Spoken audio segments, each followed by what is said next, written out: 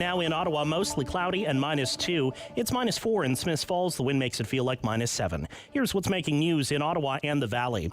Talks have resumed this morning between Russia and Ukraine, a day after the Kremlin escalated attacks in western Ukraine, an area that's largely been left alone, with airstrikes hitting a military base just kilometers from the Polish border. Jamie Pulfer following the latest developments and joins us with more. This is a significant escalation in the war in Ukraine with a Russian airstrike right at NATO's doorstep. At least 35 people have been killed, more than 130 injured when Russian missiles hit a large military base close to the Polish border. Poland is a NATO-protected country. The facility served as a crucial hub for cooperation between Ukraine and the NATO countries supporting its defense. The attack raises the possibility that the NATO alliance could be drawn into this fight. Marie Yovanovitch is a former U.S. ambassador to Ukraine and speaks to CNN. It's the big question. What are Putin's limits? And we see him continuing to escalate.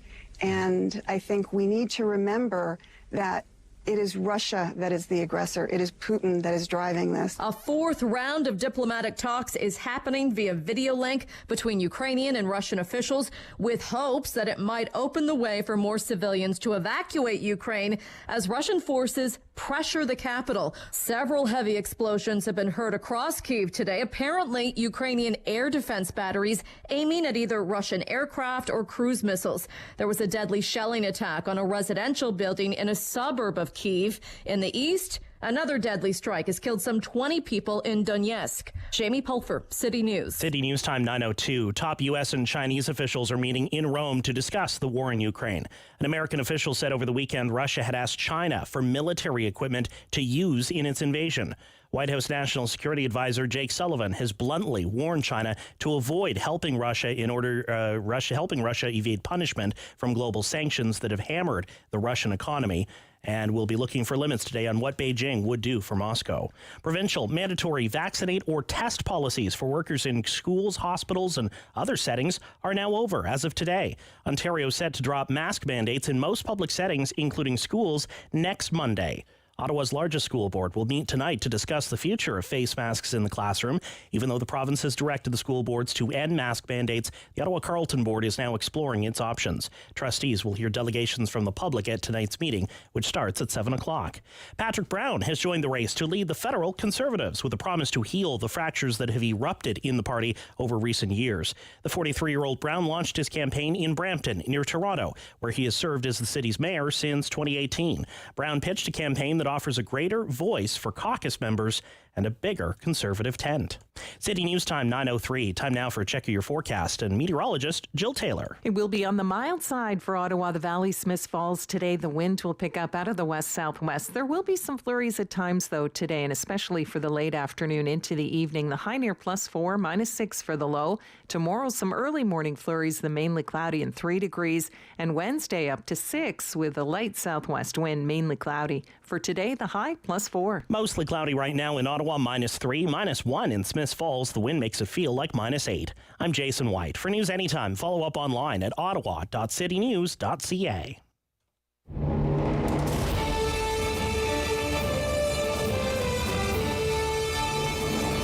Good, bad, or complicated. There's no news in Ottawa and the Valley he won't talk about. It's the Rob Snow Show on Rogers TV and City News. 101.1 FM and 1310 AM. Good morning, Ottawa.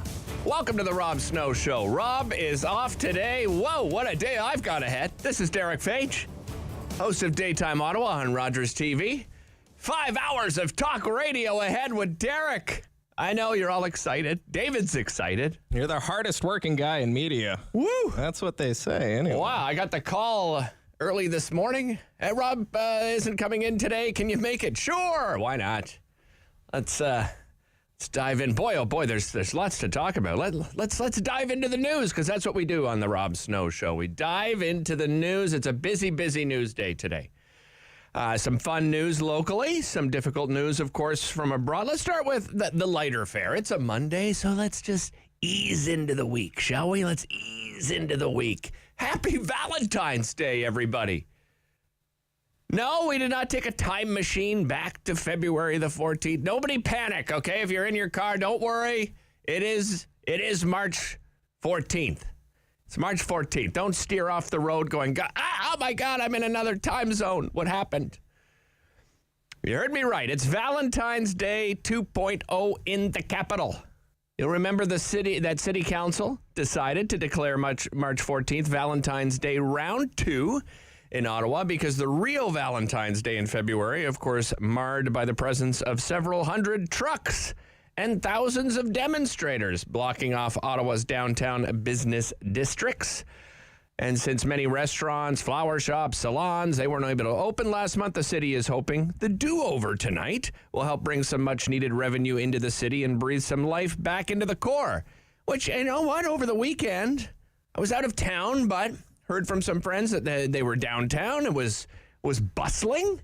Was Bet David's nodding? It was hopping. Was it hopping? Were you downtown enjoying? For the first time, it really felt like kind of like pre-pandemic normal. I mean, I was walking home on Saturday night, and at 6 o'clock on Saturday night, just a steady stream of cars down Kent Street into the downtown core. It felt great. Ottawa, we're back, baby. We're back.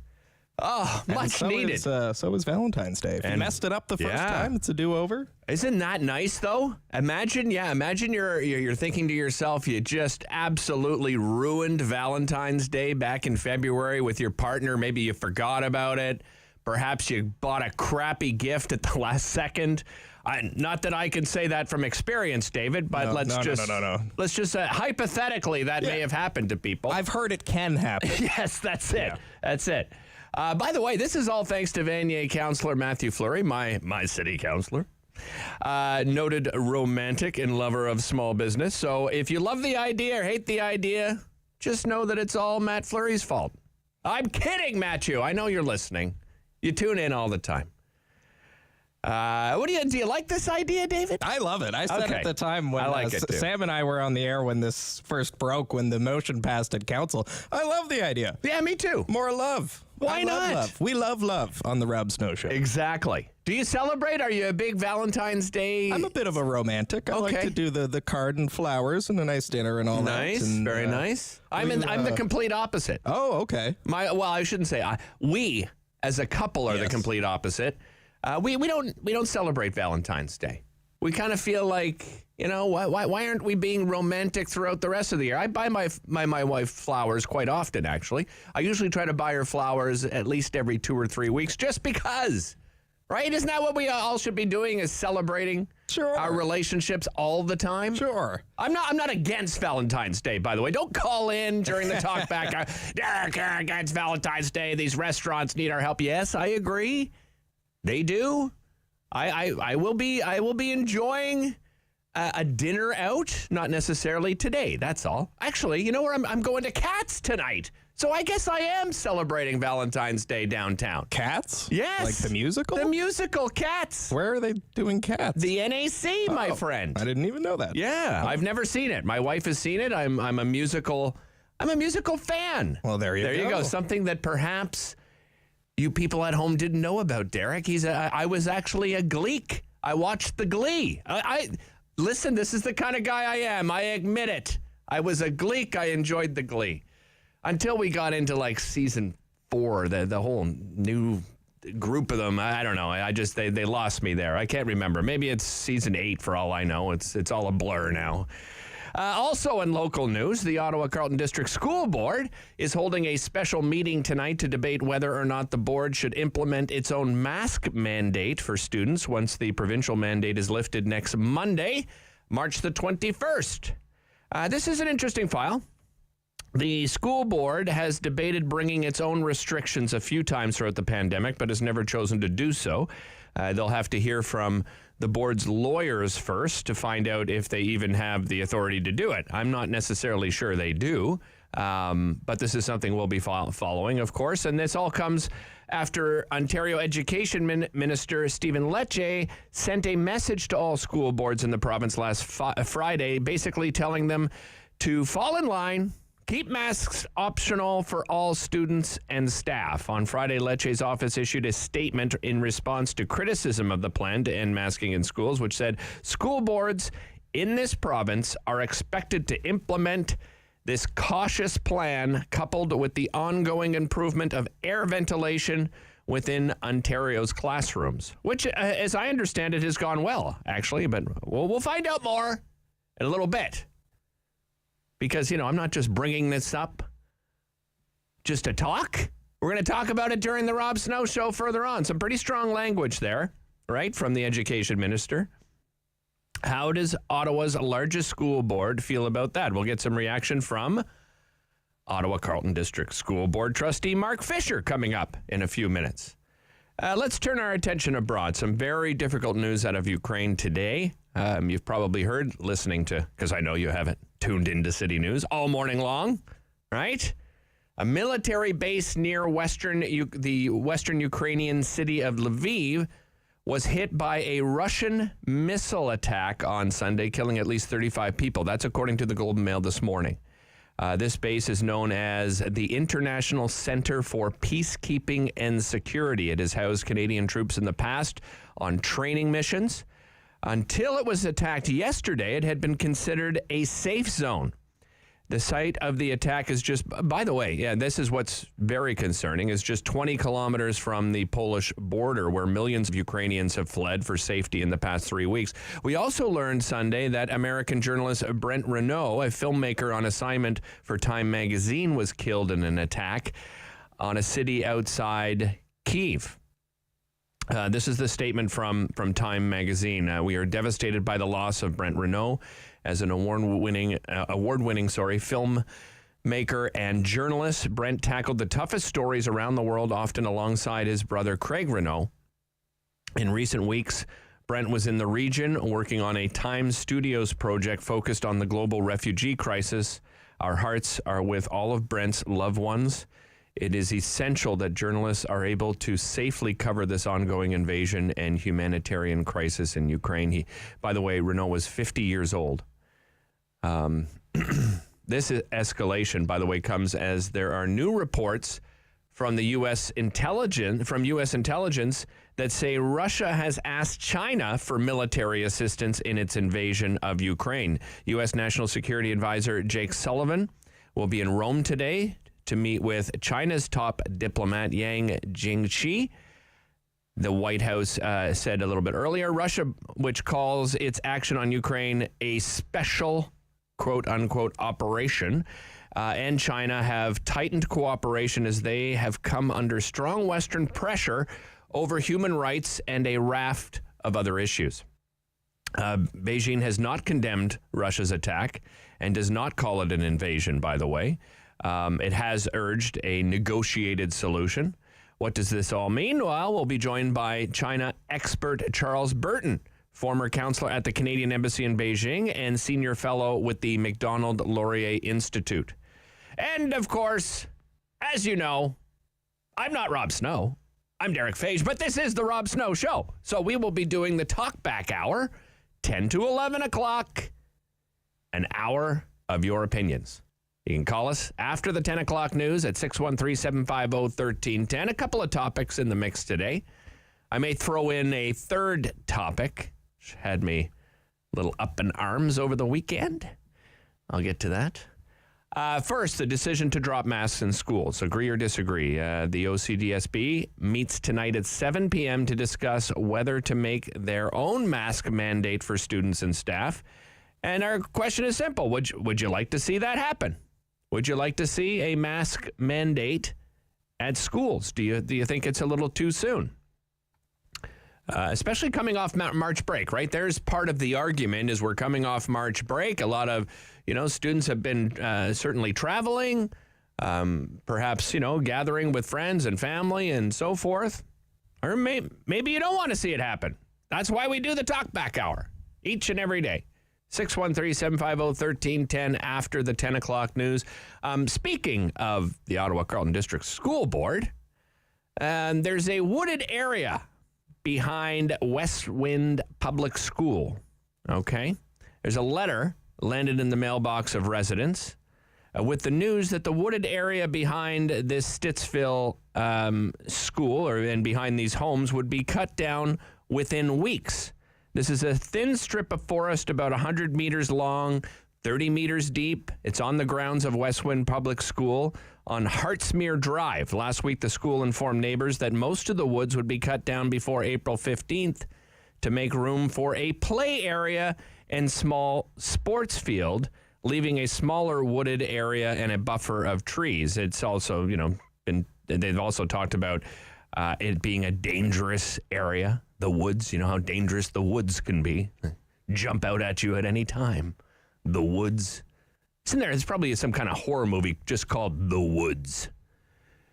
Don't venture into the woods, students. You may not make it out. So we'll talk about that. I'll give you some of the reasons. I'll be fair about it. I'll give you some of the reasons that, some of the other reasons during the talk back hour. I'll set it up for you. And then on Ukraine. This Thursday will mark 3 weeks since Russia invaded Ukraine. So far, Western countries have shown solidarity through sanctions and supplying weapons, but there is no slowing of the Russian attack. The question is it time to do more? Would you support Canada and its NATO partners enforcing a no-fly zone over Ukraine, even if it meant escalating the conflict? So that's another question for you. Again, after the 10 o'clock news, 613-750-1310. Coming up next, Ottawa Carleton District School Board Trustee Mark Fisher on masks for kids in schools. This is the Rob Snow Show, and you're watching on Rogers TV and listening on City News.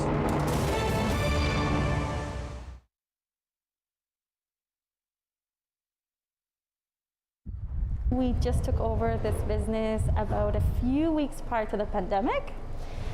But we've been loving the community, the people, very friendly. But it's been very difficult starting up a new business, just the time that we did. But I'm sure it's the same everywhere. We did take a broken business, which doesn't help us. But we thought, we believe in what we do. We're very passionate about food. And we just really wanted to share the Iraqi culture through our food. All our recipes are homemade, so this is very unique. Usually you hear restaurants, shops, it's all frozen food or prepared food. So nothing here is prepared, everything is homemade. We get our meat and produce from a local farm. So supporting local is the way to go. We are supporting all the way. And our meat are actually marinated the day of, so it's as fresh as can be. Quality ingredients and everything is made from scratch. I get a lot of people when they come in, they say it tastes like Middle Eastern, like back home. So for you to have been to Iraq and had the food there, you can really compare and see the similarity. We do like to focus on healthy. So our recipes, not only the homemade, again, everything is from scratch, but we have from combos and to small sandwiches. One of our favorites and very popular is the chicken salad and the beef salad. So now you're getting all the protein and all these amazing ingredients that we all need. During this time, I find a lot of people are sitting at home and not enough movement. So to come here and get something healthy other than go elsewhere and just put, what's not so good for our bodies, makes a huge difference. So we have shawarma sandwiches, combos. I mean, if you're looking for a meal to feed your family, I would highly recommend the family platter. It comes literally with everything, with potatoes, with rice, with chicken, with beef, and we don't charge extra for mix. I know a lot of places do. Here we just add everything to our platter. And lots of healthy choices for sure. We're very passionate about food, and for our small family business, it's been good. Like I said, it's a little struggle, but we are not a chained restaurant.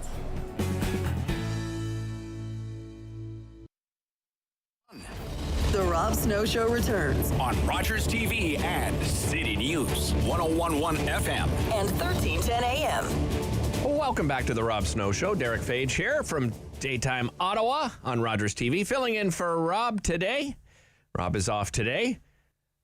Tease this up before the break. All right. The decision to drop masks in schools. We're going to talk about this during the Talkback Hour. By the way, the Ottawa Carleton District School Board is meeting tonight at 7 p.m. to discuss whether to make their own mask mandate for students and staff. We're asking the question during the Talkback Hour, would you like to see that happen? But to talk more about it right now, to give you more background, we are joined by Mark Fisher from the Ottawa Carleton District School Board. He is the trustee from Zone 11, River Gloucester, Southgate. Welcome to the show, Mark. Nice to be with you, Derick. Great to have you here. So let's talk about the board meeting tonight. I mean, obviously, we know what's on the table. What kind of discussion do you see being had tonight, Mark? Well, I think it's important for listeners to know, school boards and how school boards are governed in Ontario. So under the Education Act, they are established as independent corporate bodies. They're governed by an elected board of trustees. I'm one of 12. Right. As the board of trustees, we're responsible for the effective stewardship and management of the board, and with a focus on advancing student achievement and student well-being. So we have a dual accountability to the general public in the city of Ottawa, but also to the provincial government. And so when we look at carrying out our duties and powers under the Education Act, we have to look at how we comply with a whole range of different laws, regulations, policies, and bylaws at the federal, provincial, municipal level, so not just the Education Act. Right. And, as a board in making decisions, this is a common law practice, we need to make decisions and act as a reasonably careful and prudent person. And as an individual board member, I'm actually obligated to bring concerns of parents and students and supporters of the board to the attention of board. So obviously there's lots of mixed views and opinions out there, and of course, and people are bringing them forward and wanting them to bring forward to the board. So I think as we move into this different phase of the pandemic, how does the board of trustees, best protect its 10,000 plus employees in the workplace, and how do we protect our students in schools? And ultimately, the question I have is, who should we be listening to? Is it just the province? Do we ignore the concerns of parents and students who, on balance, have asked for some form of masking to continue, or do we listen to the parents and other health advocates who perhaps want all measures removed, or do we listen to or do we ignore the independent science table or the heads of Ontario's children's hospitals who want masking to continue a little bit longer? Or finally, do we ignore Ottawa's chief medical officer who has encouraged employers and workplaces in Ottawa to maintain masking as an occupational health and safety measure? Yeah. So the reality no, you make some great points. So I'm guessing, as a board of trustees, we have to sort of take all of these perspectives into account as we're making decisions. We're not set up to blindly follow, what the government of Ontario says. Obviously, what they say is incredibly important, and I'm not downplaying that. No, I understand what you're saying. Yeah. Right, but there's lots of factors we need to take into consideration. Because we ultimately have a fiduciary responsibility to the Ottawa Carleton District School Board. So it's fair. It's fair to guess then, Mark, from the parents and students that you've heard from, they obviously support masking to remain in schools for, I imagine, probably for the remainder of the school year, or is there another deadline of any kind, or is it just sort of a wait and see? Well, I think I've been doing a lot of reading, a lot of listening over the last couple of days, and I think it's fair to say that, we've got about 25 to 30% of the people writing me saying that they want us to align completely with the province and lift all measures and mandates. And then we've got a good cross-section of parents and students who are writing who think that we should be maintaining masking for a little bit longer, which is what other experts like the Science Table, the Children's Health Hospital have recommended. So we've got a conflicting view here, right? And as a board of trustees, and this is why I think the meeting is important tonight, is to give us the space and the time to actually wade through these issues and make sure that we're making decisions that are in the best interest of protecting the health of and the safety of our employees, but also making sure we're creating safe places for our students, because we have that obligation. Right. So, Mark, I'm guessing, as a board, you do have the authority to make masks mandatory. Is that right? This is very similar to the discussion we had around vaccine mandates back in August and September of last year. Right. And the advice that we received from legal counsel at that time is that in a broad-based way, we do have the authorities under the Education Act in terms of advancing student well-being and student achievement. So under the student well-being component, there's certainly a view that we are responsible for certain elements of health and safety for students. We're also, required to comply with the Occupational Health and Safety Act. So there's definitely a view that, at least as it relates to our employees, that, we have an obligation to create a safe workplace for our employees. And then finally, getting back to that common law principle that I talked about is, we need to make decisions and act as a reasonably careful and prudent person. And so if you are getting mixed advice out in the community, again, from the province, from the science table, from children's health experts, saying do this versus do that, we have to take that all into account. But the bottom line is that, based on the discussion we had around our vaccine mandate last fall, is that we certainly do have the authority to have this discussion and to determine what we need to do. I would say, though, the authority is stronger for our employees than it is for our students, because there is a right to attend school in Ontario. Right. So that's why, talking about a vaccine mandate for students and perhaps a masking mandate for students is a lot more complicated than perhaps coming up an approach that just deals with our employees. And those are all the thorny issues that we need to talk about. Yeah, and one of the common arguments we hear, Mark, is that kids under 5 can't be vaccinated. Do you have an opinion on whether age makes a difference when it comes to masking? Well, I think it does. So last week, we saw that colleges and universities, many of them are deciding to maintain masking measures. I saw the Council of Ontario Universities coming out and indicating that much of their membership, the big higher education institutions, are going to continue masking in some form for the foreseeable future. I think it's to the end of the term, which I think is usually end of April, May. Right. We've even seen private schools in Ontario coming out and saying that they're going to be maintaining their own masking measures. Yeah. And so those are all regulated by the province too. And so the question that I have is, if we're making a science-based decision, then why are we treating the education sector differently in Ontario? And then the second question I have is, why are we treating public education differently, specifically when we know that there's a large segment of our elementary school population that remains unvaccinated and obviously can transmit the virus? We know that they're lower risk. They tend to get less symptoms than perhaps older cohorts, but they can still transmit the virus. So, why are we taking a different approach for private schools and colleges and universities and treating a public education and elementary different when we know that there are more risks for those younger cohorts, right? And so, I think it's a good discussion to have. Yeah, I think the fact that you're having a meeting, I think is important. It is an excellent discussion to have. You make some excellent points. Mark, really appreciate the time today. Thanks so much for joining Derick. us. I appreciate it. That is Mark Fisher, Ottawa Carleton District School Board Trustee from Zone 11 River, Gloucester, Southgate. This is the Rob Snow Show. I'm Derick Fage, filling in for Rob Snow today. You're watching on Rogers TV and listening on City News.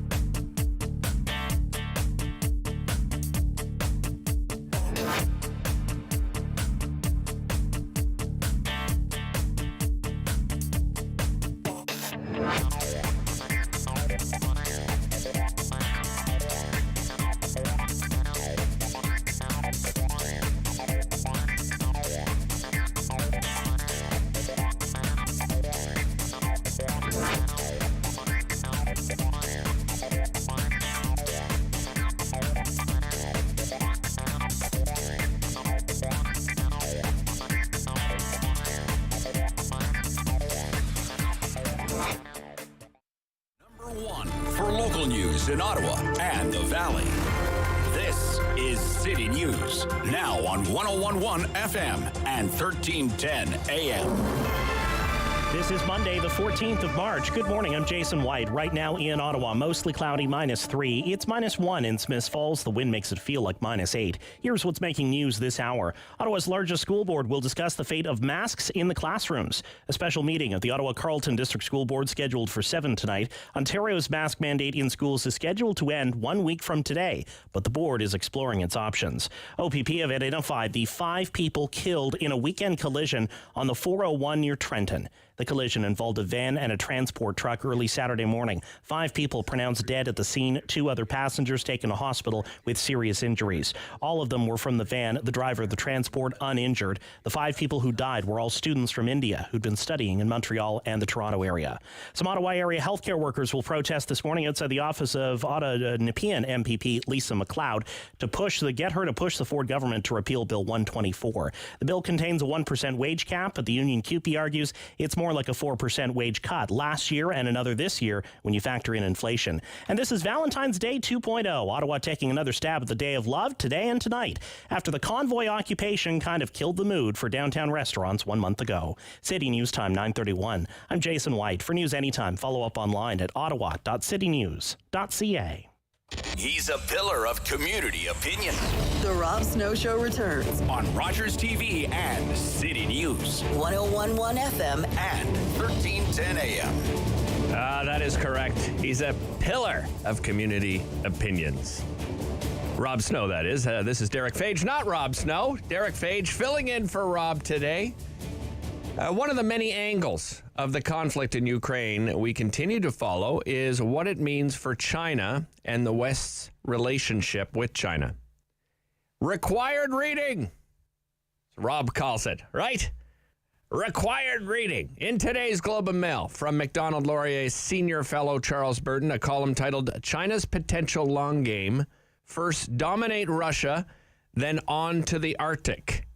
And I'm just going to read you a bit of this before we invite Charles on. Charles Burton writes, today's crisis between Russia and the West, engendered by President Vladimir Putin's invasion of Ukraine, is seen by Beijing as furthering Mao's vision of a China-dominated global order. Renamed by the current strongman, General Secretary Xi Jinping, as the community of the common destiny of mankind. Whatever the outcome of the suffering in Ukraine, Russia will remain shunned by the West, blocked from financial transactions and trade with lucrative European markets. This risks ushering Russia into the arms of Beijing, which will be only too happy to facilitate the dependence of its strategic partner on Chinese economic support under the guise of helping it weather a cataclysmic sanctions. It will come at a humiliating cost to Mr. Putin, but make no mistake, Beijing will exploit Russia's weakness to bring it into subordination to China's overall geopolitical agenda. And with that being said, joining us on the line now is Charles Burton, senior fellow at the Macdonald Laurier Institute and former counselor at the Canadian Embassy in Beijing. He's a non-resident senior fellow of the European Values Center for Security Policy in Prague. Welcome to the show, Charles. Great to have you here. Good morning. Excellent article, by the way.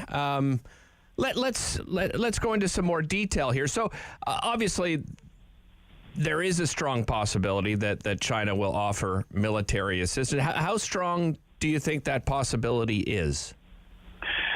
Well, obviously, Secretary, the National Security Advisor, of President Biden, Mr. Blinken, will be meeting with the top Chinese Communist foreign affairs official, Yang Jiechi, later today to basically say to them, don't do anything that will buck the sanctions or support Russia in the conflict with Ukraine or else. The thing is that it's really hard for us to enact an or else with China. Our economy is so deeply involved with them in so many ways that we can't impose those sorts of sanctions regimes that we imposed on Russia towards China without disastrous consequences here in Canada. So I think the Chinese have got it coming and going. You know, as you read there, they see this as a wonderful opportunity for them to further their overall agenda. They think that the U.S. is a declining power, and I'm sure that they see the reluctance of the West to actually do anything about Ukraine, and they're sort of backing off as soon as Mr. Putin mentioned the nuclear option as a sign of weakness. You know, the Article 9 of the agreement is not something that China's Politburo would the subtleties of very much. And so I think they see this as a chance for them to resolve their rivalry with Russia and bring Russia into a subsidiary position to China, because, you know, Russia will be dependent on China for economic inputs and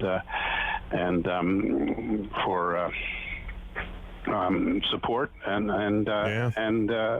you know, then China can move on with its overall global agenda, probably starting with Taiwan, and certainly doing what they say they'll do in our Canadian Arctic, which is you know, to use the Russian claims that everything under the Arctic Sea belongs to Russia, to manipulate that for China's advantage. And God help us, you know, for so many decades we've been talking about trying to defend the Canadian Arctic, and it always seems to be deferred and put aside for something else. Now it's really coming home to roost, as you know, the whole global dynamic is undergoing a fundamental shift, and I don't think Canada's really ready for it. That you bring up such an excellent point. You also brought up Taiwan. Many people are asking if Taiwan is to China as Ukraine is to Russia. What is your opinion on that relationship? Oh, I mean, there's no question that within China there is a perception that the people of Taiwan are yearning to return to what they call the embrace of the motherland. So as if people in Taiwan want to become ruled by the Communist Party in Beijing and part of China's great, you know, program of rise. You know, we know that is not true, that it's clear that the people of Taiwan are committed to their democracy, freedoms, and their identity as Taiwanese. But, you know, people in China want to see their government bringing Taiwan back into as a province of China. There's enormous nationalistic fervor for it. And it would be very, it would provide a lot of credit to the Chinese Communist Party's rule, and Mr. Xi Jinping, the current General Secretary's continuing in that strongman role for life, if in fact China acted on Taiwan. And up to now they haven't, because they're concerned about U.S. commitments to Taiwan. I think after seeing Ukraine, they may feel that, well, you know, when push comes to shove, the U.S. just doesn't come through, and therefore we could retake Taiwan, and the U.S. would simply just you know, express lots of regret and put the colors of the Taiwan flag on important monuments, but that they would not stop China from doing that. So, yeah, you believe that this action could even encourage China, right? Oh, I think absolutely. Yeah. You know, and I mean that China has nuclear weapons too, and they could make the same kind of threat that Putin made. But I think more significantly, you'd look at a situation where China would get Russia to support China militarily in such an action, and Russia would not be able to say no, because they'd be so dependent on China's market for their oil and China's access to international finance that's been cut off by the West for them. So, you know, from that point of view, getting China to be able to use Russian power to further its international agenda is something that we really don't want to see, because, you know, China doesn't support freedom and reciprocity and justice in the world. They support a Chinese-dominated planet under Chinese hegemony. Well, let's bring it back home then. Canada-China relations are obviously not in a good state. The two Michaels and the Huawei file certainly caused a chill between the two countries, if I can use that term. It's probably greater than that. But if you were advising the Trudeau government on its China relations right now, what are some of the priorities? What do you think some of the priorities would be? Well, I think certainly, you know, we need to say to the Chinese regime that we're just not going to buy your suggestions that Huawei doesn't have the potential to pose and a security and sovereignty threat to Canada. It's been pretty well established by our allies, and I think it's time for us to make it clear to China and to show some backbone that we just don't buy this stuff. Yeah, why are we so slow on this, do you think, Charles? Well, I think that, what Canada's afraid of is that if we do anything that'll offend the Chinese, that they will retaliate by economic coercion through trade measures, they did with the canola seeds and the wheat over Mengwanzhou. They thought that would pressure us enough to release the Huawei CFO. It didn't. And I think there are other things that we have to worry about. Chinese cyber espionage, stealing of Canadian technologies through different programs, human and technological. Chinese state harassment of people here in Canada, particularly people of Chinese origin, to try and get them to serve Chinese purposes. Just all sorts of things that we've been letting slide because we put a priority on promoting Canadian prosperity through trade and investment with China. And I think it's time for us to realize that all of these things fit together, and the more that we give in to the Chinese regime, the deeper we get into a position that we don't want to be in effect enabling that regime. So, I think it's time. For the government keeps promising a reset or a rethink of China policy, and it seems to be deferred month after month, year after year, just like the Huawei decision. They keep saying it's coming right up, and they've been saying that for 3 years now. I think it's time for us to decide where we stand on this and get an alliance with our allies and try and see what we can do to protect the liberal global order that Canada benefits from so much. Charles, probably a difficult question, but how do you see this ending, this war ending? I'm concerned about where this is going. It looks to me like eventually NATO will have to get involved, and that's just the idea of more death and destruction is so horrendous. And if Russia has to back down, they'll be angry, and China will be able to fully exploit that to their benefit. Oh boy, yeah, I see it much the same as you, which is difficult to even think about. It seems like it's closing in on that, right? Because this latest, attack closer to Poland, right? The Russian missile attack on the western Ukrainian city of Lviv, the military base. I mean, as we get closer and closer to that kind of situation where, we're getting closer to the Polish border, it's not looking good. Yeah, I mean, who would have thought a couple of weeks ago that international relations would turn into a situation that looks a lot like 1939. It's just amazing how rapidly the world has changed and how so much of the scales have fallen from our eyes with regard to Russia and China and the security of the world as we had understood it. Is there any chance, Charles, do you think that the people around President Putin would turn on him? Well, you keep hoping that would happen. You'd like to see that happen in China too. Yes, of course. People would say, well, we want a regime where we're respected as citizens and where there's freedoms of expression and where where we don't have a situation of hostility with the West, but where everybody can become responsible stakeholders in the global community, the benefit of all. But from what I understand, there doesn't seem to be any alternative to Putin that we're aware of. And it seems that, a lot of Russian people, maybe most of the Russian people, actually support the action in Ukraine, even though they might not support how badly it's going. So, it's a very challenging situation because these leaders don't seem to be acting in a way which is to the overall benefit of their people. Right? Yeah, and I've often thought of that. I've often thought of how many everyday Russian citizens support this. I think many do, but as the days go by and the sanctions take more and more effect, will we see the average everyday Russian person suddenly change their mind about it, or will they, dig in even further in their mindset? I mean, historically, the Russians have been able to bear a great deal of suffering to fulfill their overall, national regime purpose. And that this nationalism, this irrational nationalism, is a very strong force. I mean, it's pretty clear from our point of view that the people of Ukraine do not want to be Russian. They want to maintain their own language and their own independent democratic government, and they're inclined to want to identify more with Europe than with the Slavic side of it. But in Russia, that kind of those facts just don't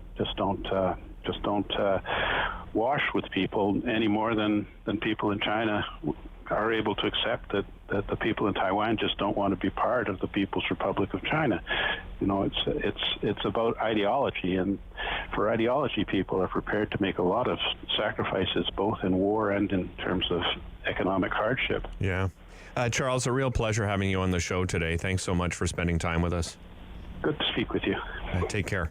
That's Charles Burton, Senior Fellow at the Macdonald Laurier Institute. Again, required reading in today's Globe and Mail. Senior Fellow Charles Burton, a column titled "China's Potential Long Game: First Dominate Russia, Then On to the Arctic." Required reading today. We'll be back talking more Ukraine and the invasion of Ukraine with Barry McLoughlin. This is Derick Fage filling in for Rob Snow on Rogers TV and City News.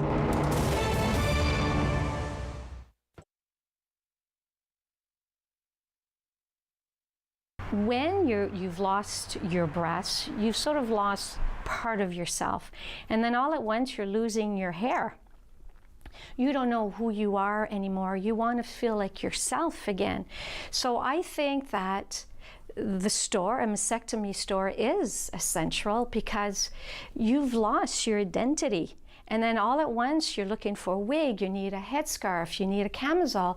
There's nowhere to go, there's no one to talk to. This should be essential because there are more and more women that are getting breast cancer. I think it's 1 in 6. They're becoming younger. I have a client that's 18 years old. And where do they go? They need a place like this that the women that work there understand. They know what you're going through. It's changed quite a bit. Our hours are different. We're now open from 10 to 5. We're not as busy as we were. A lot of women are afraid to go out. They're afraid that maybe there are more people in the store. So that's why I try and let them know you are alone. There's absolutely nobody in the store except you and I. If there is a woman that she's very afraid, I will lock the door to make sure nobody else comes in. I'll put a sign back in 10-15 minutes just to give her that reassurance. Before we would have 4, 5, 6 people in the store. We didn't have to turn anybody away. Now we do. Some clients do leave and they're upset because they're in the store. They said, we drove 20 minutes and now we're not allowed in the store. And I try to make them understand that there's somebody in here that's going through chemo or radiation. So that's sort of changed a lot, that we're not able to have more people in the store. If we're talking about products, there's the bras that are adapted for mastectomy. The bathing suits that are adapted to mastectomy. We have special camisoles as well, and post-surgery bras. And then we have, for women going through chemo, the wigs that we have a big selection in the store as well. We have scarves.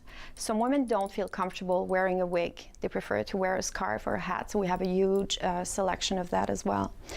We offer compression garments as well. When you're going through a mastectomy, you might have lymphedema in your arms after a couple of years, and you have flare-ups. So we have the sleeves, the hand as well that can be covered. We show each other's our scar. We talk about the treatments, how we felt, and I guess that's what they're looking for here.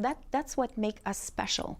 We have an added value in this store. Besides everything that's in the store, that's a product that can handle any problem that a client might have. Me and Linda, we've been through. We know how it feels in our bodies. Ottawa icon. The Rob Snow Show returns on Rogers TV and City News. 101.1 FM and 1310 AM. Welcome back to the Rob Snow Show. Rob is off today. Derick Fage here from Rogers TV filling in for Rob. We continue on the topic of Ukraine. And a very interesting way to look at the situation. Today I want to go through Barry McLoughlin's latest article. It's called What Would John F. Kennedy Do? Drawing some historic parallels between the Cold War and the conflict in Ukraine today. And of course, to talk about that, we would need Barry McLoughlin to join us. And he joins us, senior partner, TransformLeaders.ca. Welcome to the show, Barry. Good morning, Derick. How are you? I'm doing great, thanks. I've got, just over 4 hours of radio left. What could be better? I'm living the dream here, Barry, living the dream. Absolutely. Let's talk about this piece. First question, why did you choose John F. Kennedy in this particular piece? Well, a couple of reasons. One is I'm a graduate of the Harvard Kennedy School, so we spent a long time studying, everything about John F. Kennedy, as well as, of course, the Cuban Missile Crisis, which was kind of a foundational book of the dean of the Kennedy School called Graham Allison, who wrote a book called Essence of Decision. And it was using the Cuban Missile Crisis to examine leadership, to examine messaging, signaling the other party, and how you come out the other end of these things. I'm old enough that I remember the Cuban Missile Crisis. I remember us in school ducking under the desk, for these, nuclear bomb raids and everything else. And we lived on an Air Force base, so it was doubly, top of mind as a kid. And so I looked at this, and I've been watching the Ukraine. I've worked in Ukraine. We've done seminars for the three major courts of Ukraine. We've also worked in Estonia, did a seminar for the Defense College there. Okay. And so I'm very sensitive to what's going on over there. And I thought there were some parallels of, I'm particularly focused on leadership communications because that's what we do for a living. Right. So in the article, you lay out 5 keys to success that we saw from Kennedy in the 60s. Let's go through them. So first, he knew what his goal was. So what was the goal? Yeah, the goal was that, in a very strange way, wasn't relevant at the time, but it was actually what was going on. Cuba was one thing, 90 miles off the shore of Florida. They put in the missiles in there. The Russians put them in. The concern that Kennedy always had was West Berlin. The Russians surrounded it. Khrushchev told him personally he intended to, after the midterm elections, roll into and take over West Berlin. And there was no real defense against the Russians if they chose to do that. So he felt that any weakness he's showing in Cuba is a clear invitation to Khrushchev to just go right ahead and do what you're going to do in West Berlin. I should correct that. It's actually 6 keys to success. So yes. Apologies to you, Barry. By the way, we're talking to Barry McLoughlin, senior partner at TransformLeaders.ca. And second, you write, Kennedy kept his cards close to his chest. How so? Yeah, when he received the photographic evidence of the missiles with nuclear warheads that were now placed in Cuba and more were on their way, he brought in the foreign minister of the Soviet Union under Gromyko right to the Oval Office, asked him directly if he was doing this. Gromyko denied it. Kennedy just kept quiet about that. He knew he had the evidence. But he used this lie, both on his televised address and at the United Nations, to really bring the world on side and to say, look, there's the photographic evidence and there's the lie. Don't believe anything they're trying to tell you. So he had an upper hand by not revealing everything he knew. And another point is that he chose his message carefully. What do you mean by that? This is probably the biggest single one. Okay. I'm noticing them in the West, they pretty well tell Putin each time, we won't be going in. We won't be providing a no-fly zone. We won't be providing the MiG jets. We won't be doing all these things. Well, to a guy like Putin, this is pure invitation. Yeah. Whereas Kennedy's message was very carefully calibrated. And he basically said that, essentially that there will be massive response to this, but he wouldn't tell them exactly what it was. He kept his options open, you see. Yeah, it's an excellent point. He put in a quarantine around Cuba, and that was the one thing he did. But everything else, he was holding them off off balance. Right now, Putin's not off balance. He was told right from the get-go, we're not going to be going in there. Yeah, you make an excellent point. We've told him, the West has told him everything, right? Every single option and every single decision that's been made. You go on to say that Kennedy kept his options open. Can you elaborate on that for us? Well, basically, I mentioned the full retaliatory response was the key phrase, but it was a question of whether to go in with a surgical strike on those weapons, whether to, what specifically he was going to do. So he held open what his options would be. He had no intention, by the way, of going in and bombing Cuba. He did not, but he sure didn't want to tell Khrushchev that. And so in the end, he was able to, behind the scenes, if you like, there were American missiles in Turkey, outdated ones. He was mad to find out they were still there. Right. And that became part of the bargaining chip that he said to Khrushchev, tell you what, you take those out and I will have those missiles removed in Turkey, but don't link it to this deal. I'll do it later. And Khrushchev actually agreed to that. Because Kennedy wanted to, Kennedy had to be careful. He had to steward this through a lot of right-wingers and a lot of people that just wanted him. It was a sign of weakness by Kennedy. And he wanted to basically keep his options open as to what his approach was. And this is what you need to do. Yeah. And clearly this is the difference between Kennedy and what's going on today. And something else that's needed is the way that you communicate, and you say in terms of strategic communication that Kennedy used television to great effect, and we could probably add in television and social media these days, right? Yeah. Why was that so important? Well, I think it was everything, because it first of all reassured the American people and the world that the status quo would not be allowed to proceed. He was able to demonstrate clear determination. He was able to persuade, Richard Neustadt was one of my profs at the Kennedy School, and he's the author of the book Presidential Power. And he said the central power of a president is to persuade. And television was made for Kennedy and vice versa. He was the first president to hold live news conferences. He did the live address of the Oval Office. And you're seeing here, the real great comparison here is President Zelensky, who is using Instagram Live, other social media platforms, to go live from his bunker from the streets of Kyiv. Yeah. He is able to galvanize the public. He's able to bring the world's nations together on behalf of standing by Ukraine. It's the power of the communicator. And Zelensky turns out to be a very powerful communicator. People forget he was a former actor. Ronald Reagan was an actor, right, before he entered politics.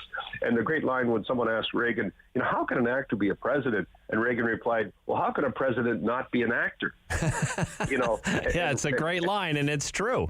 Yeah, right. And the oratorical skills of a president is critically important. And in fact, it was important for Reagan. He ended up having a solid relationship with the Soviet president, Mikhail Gorbachev. And that actually led to the collapse of the Soviet Union the year after. They built trust between each other. They were both excellent communicators. Sorry, Barry, I'm running out of time. So very quickly, because finally you say that Kennedy allowed his adversary to have dignity in defeat. Why is that important? Well, always give them something that they can put. Don't try to shame and humiliate. If you try to do that, then you're not going to go anywhere. Give them something. So the missiles in Turkey was his way of giving some dignity and an argument internally within the Kremlin for Khrushchev, who had a lot of hardliners who basically didn't want him to pull those missiles back. And so he was able to give him something as they wound this down. So it was a true success. As Dean Rusk said, the Americans and Russians were eyeball to eyeball, and the other fellow just blinked, and that's what happened. Yeah. Barry, always a pleasure having you on. Thanks so much for joining us again today. My pleasure, Derek. That's Barry McLoughlin, Senior Partner, TransformLeaders.ca, and Senior Fellow with the Masters of Political Management program at Carleton University. Coming up next, it's your hour, the Talk Back Hour. 613-750-1310. Couple of questions for you. Is it time for the West to step up? Ukrainians are demanding NATO help establish a no-fly zone over their country. Some experts believe this would undoubtedly escalate the war and force NATO to come into direct conflict. So what do you think? Does Canada and its NATO allies owe the people of Ukraine more protection?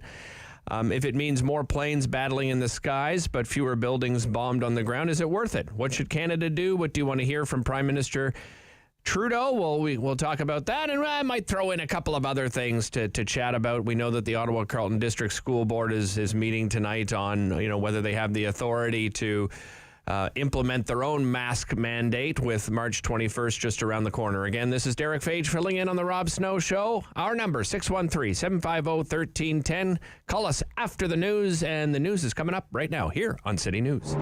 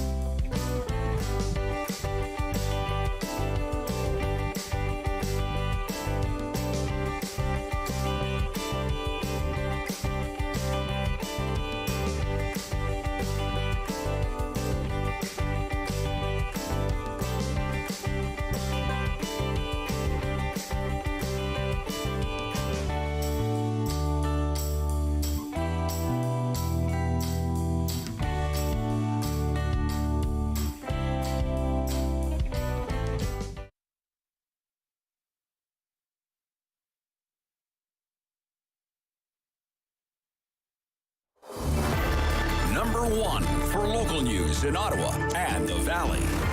This is City News, now on 101.1 FM and 1310 AM. This is Monday, the 14th of March. Good morning. I'm Jason White. Right now, lots of sunshine in Ottawa, -3. It's -1 in Smiths Falls, but the wind makes it feel more like -8. Here's what's making news in Ottawa and the Valley. 3 weeks into the Russian invasion of Ukraine, and talks have resumed between the two countries. This as fighting near the Ukrainian capital ramps up, and an attack over the weekend near the Polish border kills dozens at a military base. City's Momin Qureshi joins us with the very latest. Yes, the latest is that talks are reportedly once again underway between Russian and Ukrainian officials as they try to work out some sort of agreement, especially when it comes to creating that safe passage corridors for people to try to leave the country. As we hear here from ABC's Victor Oquendo, the mass exodus is continuing. Over the weekend, more of those corridors providing safe passage out of Ukraine were opened. On Saturday alone, 13,000 people evacuated through them. More than 2.8 million have fled the war-torn country so far. And if this continues, a senior U.S. official telling ABC News there could be 8 to 10 million refugees, as much as 1/5 of the population. The numbers are simply staggering. This comes as Russia is reportedly intensifying its attacks near Kyiv. There was a deadly shelling attack on a residential building in a suburb there, and east as well as near the east part of the city. And there was also an attack near Poland, which is a NATO-protected area. So that is something of concern as well. We will keep you abreast of what is unfolding in Russia and Ukraine throughout the day. Momin Qureshi, City News. City News time 10:04. Israel's grappling with how to deal with dozens of Jewish Russian oligarchs as Western nations step up sanctions on business people with ties to Russian President Vladimir Putin. A worried Israeli government has formed a high-level committee to see how that country can maintain its status as a haven for any Jew without running afoul of biting sanctions targeting Putin's inner circle. Several dozen Jewish tycoons from Russia are believed to have taken on Israeli citizenship or residency in recent years. Ontario is set to drop mask mandates in most public settings, including schools, next Monday. Ottawa's largest school board will meet tonight tonight to discuss the future of face coverings in the classroom. Ottawa Carleton District School Board Trustee Mark Fisher tells the Rob Snow Show, not everyone's ready. We've got a good cross-section of parents and students who are writing who think that we should be maintaining masking for a little bit longer, which is what other experts like the Science Table, Children's Health Hospital have recommended. Trustees will hear delegations from the public at tonight's school board meeting, which gets underway at 7 o'clock. Meantime, provincial vaccination policies for workers in schools, hospitals, and long-term care are now over as of today. Former U.S. President Barack Obama has tested positive for coronavirus. Aside from a scratchy throat, though, he tweets he's otherwise feeling relatively healthy. He says his wife, Michelle, has tested negative. Obama is encouraging more Americans to get vaccinated against COVID-19 despite declining infection rates in the U.S. Time now for a look at our forecast. Here's meteorologist Jill Taylor. Milder air will move in today with the wind picking up out of the west-southwest. Will climb to 4 degrees. We will get into some flurries, though, at times, mainly late afternoon into the evening. -6 for the low. Tomorrow, some early morning flurries and mainly cloudy, +3. Wednesday, all the way up to +6, so the light southwest wind, mainly cloudy. For today, the high, 4. Right now, lots of sunshine, -1 in Ottawa. It's climbed to 0 in Smiths Falls, but feeling like -7 in the wind. I'm Jason White. For news anytime, follow up online at ottawa.citynews.ca. Talk back. Hello. On the Rob Snow Show. The phone lines are open at 613-750-1310. Now, the Rob Snow Show continues. Welcome back to the Rob Snow Show. Derick Fage here, host of Daytime Ottawa on Rogers TV, filling in for Rob. Rob is off today, but the Talk Back Hour continues. It's your hour. Each and every day, 10 o'clock to 11 o'clock, it's your hour to share your opinions. Or we're talking about a couple of things today. One at home and one far away. First up, here's a topic for you. The decision to drop masks in schools. Agree or disagree? Pretty simple, and I want to hear from you, whether you agree or disagree. Like to get your opinion on why you agree or disagree. The Ottawa Carleton District School Board meets tonight at 7 p.m. to discuss whether to make their own mask mandate for students and staff. Would you like to see that happen? I know you were listening earlier. You tune in every day for the full 3 hours, I'm sure. Because earlier this morning, we talked to OCDSB trustee Mark Fisher, and he explained the complicated process the board will look at when they debate tonight whether to implement their own mask mandate. Here's what he told us. Well, I think it's important for listeners to know, school boards and how school boards are governed in Ontario. So under the Education Act, they are established as independent corporate bodies. They're governed by an elected board of trustees. I'm one of 12. Right. As the board of trustees, we're responsible for the effective stewardship and management of the board, and with a focus on advancing student achievement and student well-being. So we have a dual accountability to the general public in the city of Ottawa, but also to the provincial government. And so when we look at carrying out our duties and powers under the Education Act, we have to look at how we comply with a whole range of different laws, regulations, policies, and bylaws at the federal, provincial, municipal level, so not just the Education Act. Right. And, as a board in making decisions, this is a common law practice, we need to make decisions and act as a reasonably careful and prudent person. And as an individual board member, I'm actually obligated to bring concerns of parents and students and supporters of the board to the attention of board. So obviously there's lots of mixed views and opinions out there, and of course, and people are bringing them forward and wanting them to bring forward to the board. So obviously there's a lot to look at, right, with this issue. But what's your opinion right now? Should the board even be having this debate tonight? The province is dropping all masking across the board March 21st. The Ottawa Carleton District School Board is saying, hold on a second, we're not sure we're prepared for that. What do you think? Agree or disagree? 613-750-1310. What's also interesting, this debate has raged on social media, and I've been following it, and a lot of the debate has been about, students' mental health. And many parents are saying, I want my kids to have the mask removed because it's not good for their mental health. It's not good with communication, especially younger students, in the way that, your body language says a lot about yourself. Students, are having, there's a lot of learning, not just inside the classroom, but outside the classroom, right? When you're out in the playground and so forth, there's a lot of learning that happens there as well. Again, I've seen support for the masking, and I've seen people saying, it's time to get rid of it. Our students don't need it. And, there's the other argument that, the students, well, even if they contract COVID-19, the symptoms are mild. It's, a cold or a minor flu-like symptom, and they're well protected enough. And then the other argument is, yes, but they can transmit it to others. So again, that's one of the things we're talking about today, 613-750-1310. The other is the Ukraine.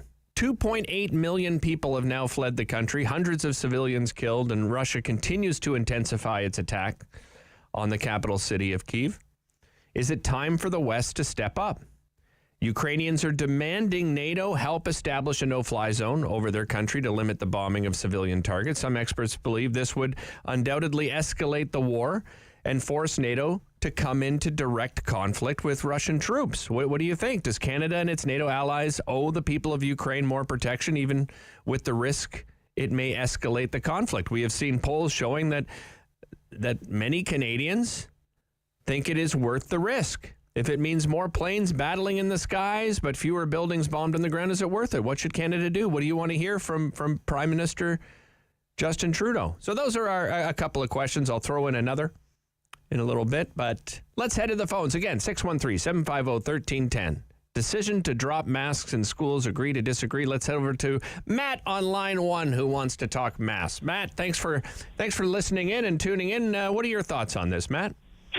Yeah, I'm pretty invested in this. I have 5 children, 4 of which are school age, and I don't see any reason to keep the mask mandate any longer. Everything that's came out in the reports and the papers in the last little bit, you can see that trying to stop a virus with a mask is like trying to keep mosquitoes out of your yard with a chain link fence.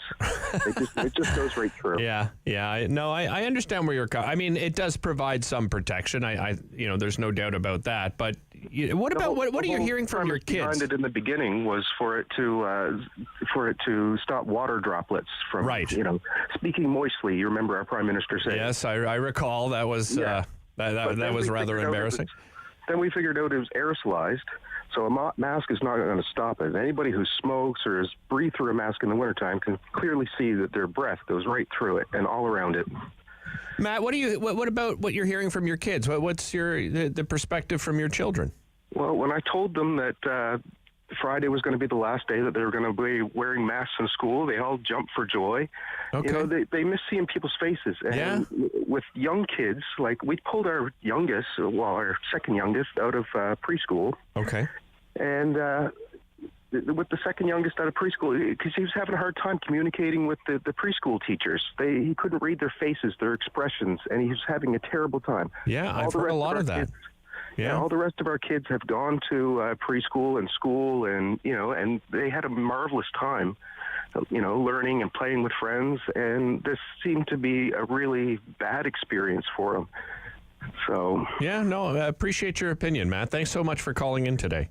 Yeah, thanks a lot, guys. Have a great day. Thanks, you too, and bless you. 5 kids, my goodness, Matt.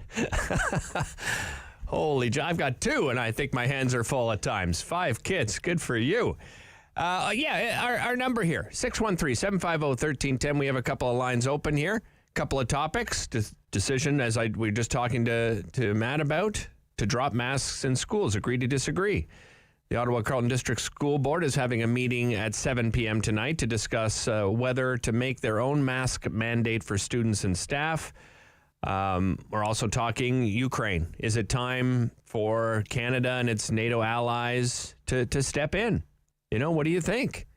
Does Canada and NATO, do we owe the people of Ukraine more protection, even with that risk that it may escalate the conflict? It most certainly probably would. What should Canada do? What do you want to hear from the Prime Minister? And I'll throw this one in.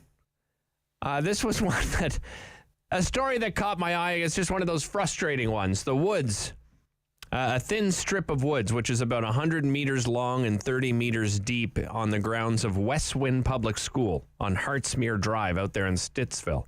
Last week, the school informed neighbors that most of the woods would be cut down before April 15th to make room for a play area and small sports field, leaving a smaller wooded area and a buffer of trees. According to the Ottawa Carleton District School Board, the wooded area behind the school is hard to monitor because it adds up to half of the green space in the schoolyard, and it makes it hard for students to play or fully participate in the phys ed curriculum. Okay, that's from the OCDSB. It's not public land, but when the school is closed, they're saying that people were building campfires, creating a fire hazard, that the site has to be inspected all the time for beer and liquor bottles and drug paraphernalia and feces and building materials kids are using to build forts. Oh, heaven forbid we have kids enjoying themselves in the woods by building forts. They also say that the school has experienced situations where students from other school boards hid in the forest and threw rocks at Westwind students during recess. It's an interesting one. I think this is an opportunity, not to cut down trees and deforestation. It's an opportunity that you could have the kids take ownership of this forest. Take ownership. Take some pride. You know what, kids? This is our forest. We're going to make sure that it's clean and it's safe and you can enjoy playing in it. And I'm not saying, I don't know how much room.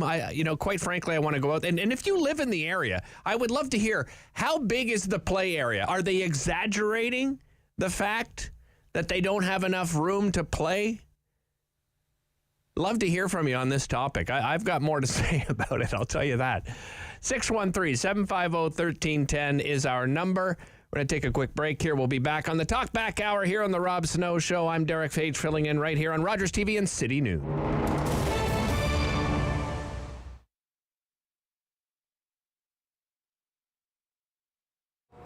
So the birth of Absinthe was 2002, I think, 2003, and I was working at Urban Bistro, happily, where Allium is now. And then the space where Holland Cafe was came up. It's on the corner of Spencer and Holland.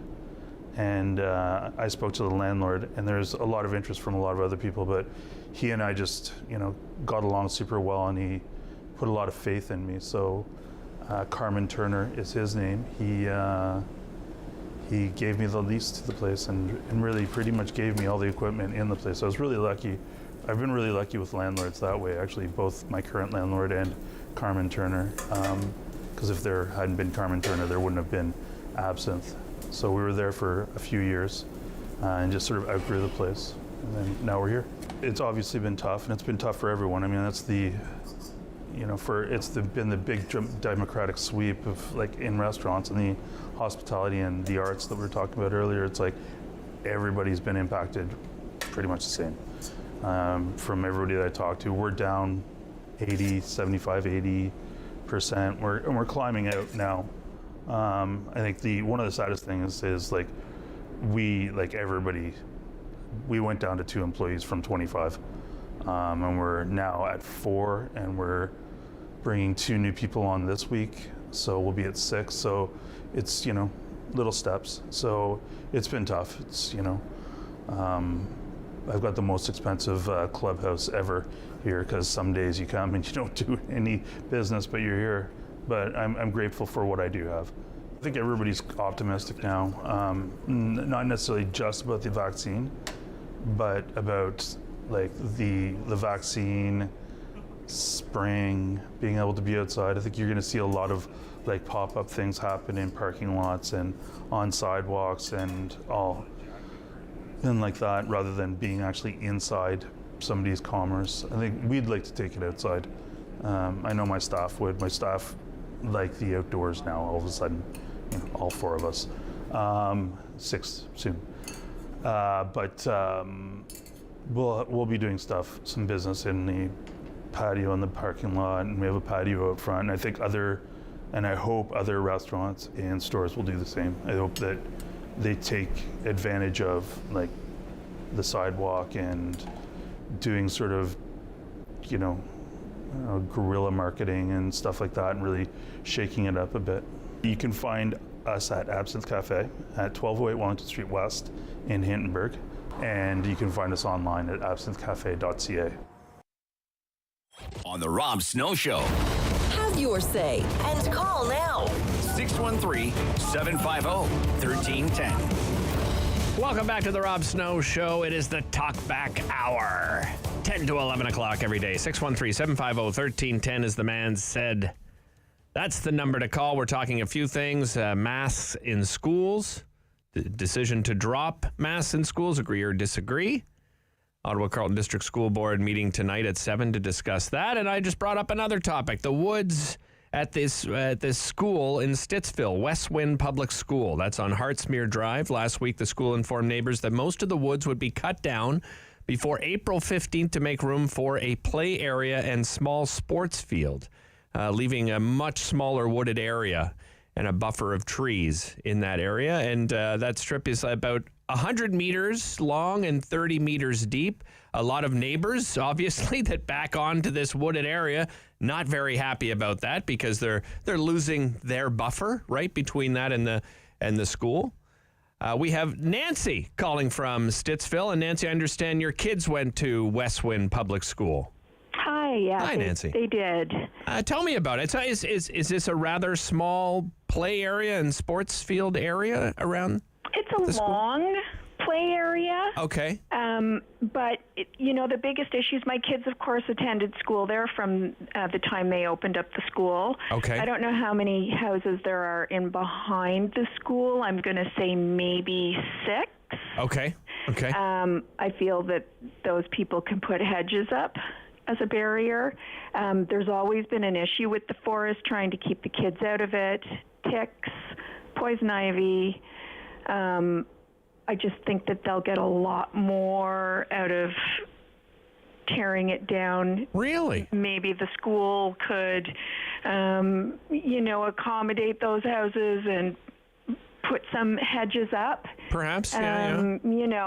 But I think that they'll get a lot more use out of it, and it'll be a lot safer. Couldn't they make this a great learning opportunity, though, Nancy, where, hey, you know what, as a school, we're going to take ownership of this. I'm just thinking, a lot of teaching these days, too, is about climate change and this sort of thing. And then, here we are removing trees and a forested area. I just think it's quite mixed messaging in a way. Why not? Okay, you know what? We're going to take ownership, kids. We're going to keep the forest clean. We're going to make it a learning opportunity. We can go on our little field trips at times and go through the forest and name trees and and name what birds we saw. And I don't know. I just see it.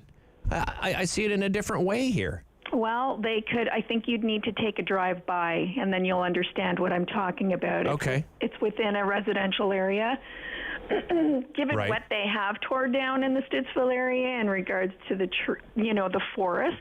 Right. Do I consider this a forest? No. I Okay. consider it a patch of trees. They're birch trees. There's other forests. They can take the kids off the premise and go into the areas where, they'll get a lot more out of it. All right. No, I appreciate your opinion, Nancy, and especially that your kids went there. So I really appreciate the call and you sharing with us today. Thanks so much. No worries. Take All right. care, and I think the kids should continue to wear their masks for a little bit longer. Okay. Thank you very much. Take care. Thanks, you too, Nancy. Really appreciate the call. Well, speaking of masks, by the way, our number, 613-750-1310. Give us a call on masks and what you think about this Westwind Public School situation. We're also talking about the war, the invasion by Russia on Ukraine. It's intensifying, right? Is it time for the West to step in even further? Let's talk masks some more here with Debbie from Bell's Corners. Debbie, what are your thoughts on the mask issue in schools?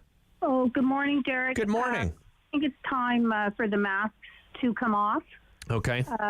For the children, I agree with the decision made by the government and the whoever he is, the health fellow. I can't think of his name.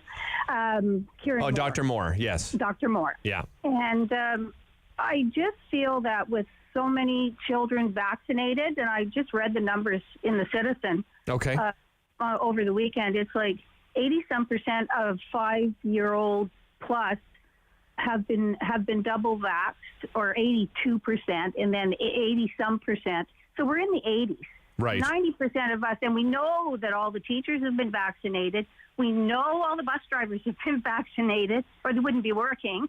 We know that the support staff has been vaccinated. Mm-hmm. And so I just don't understand, even with this March break and then waiting another 2 weeks, that it makes really any sense.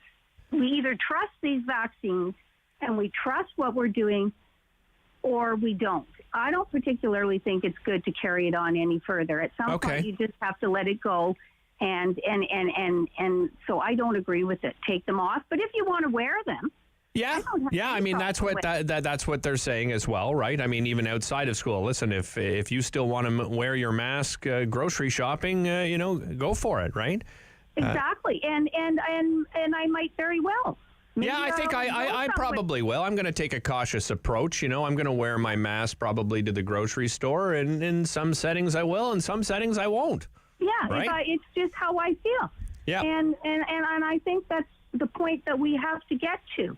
Like, it's almost like people that are so scared and are not accepting the things that we were all told that make us, better to not get COVID, that we're not even trusting that. So I think it's a little bit of overkill. So I don't support the board in that. Appreciate the time. Thanks so much, Debbie. Thanks for joining us.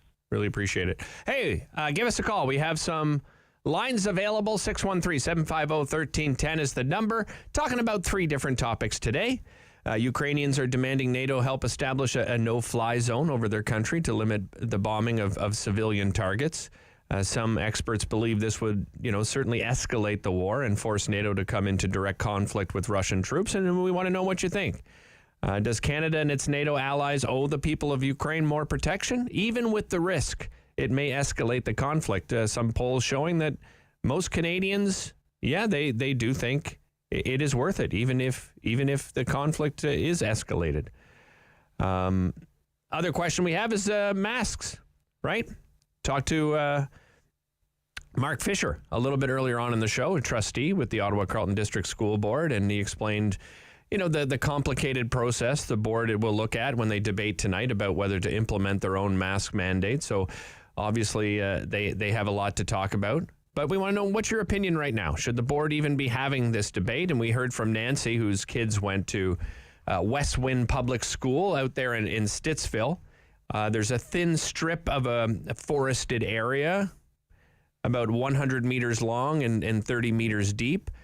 Last week, the school informed neighbors that most of the woods would be cut down before April 15th to make room for a play area and a small sports field. Want to know what you think? And especially if you're out there in Stittsville, if you have kids going to the school, or such as Nancy had kids that did attend the school, we can talk about those 3 topics. 613-750-1310. I'm Derick Fage, filling in for Rob Snow right here on Rogers TV and City News.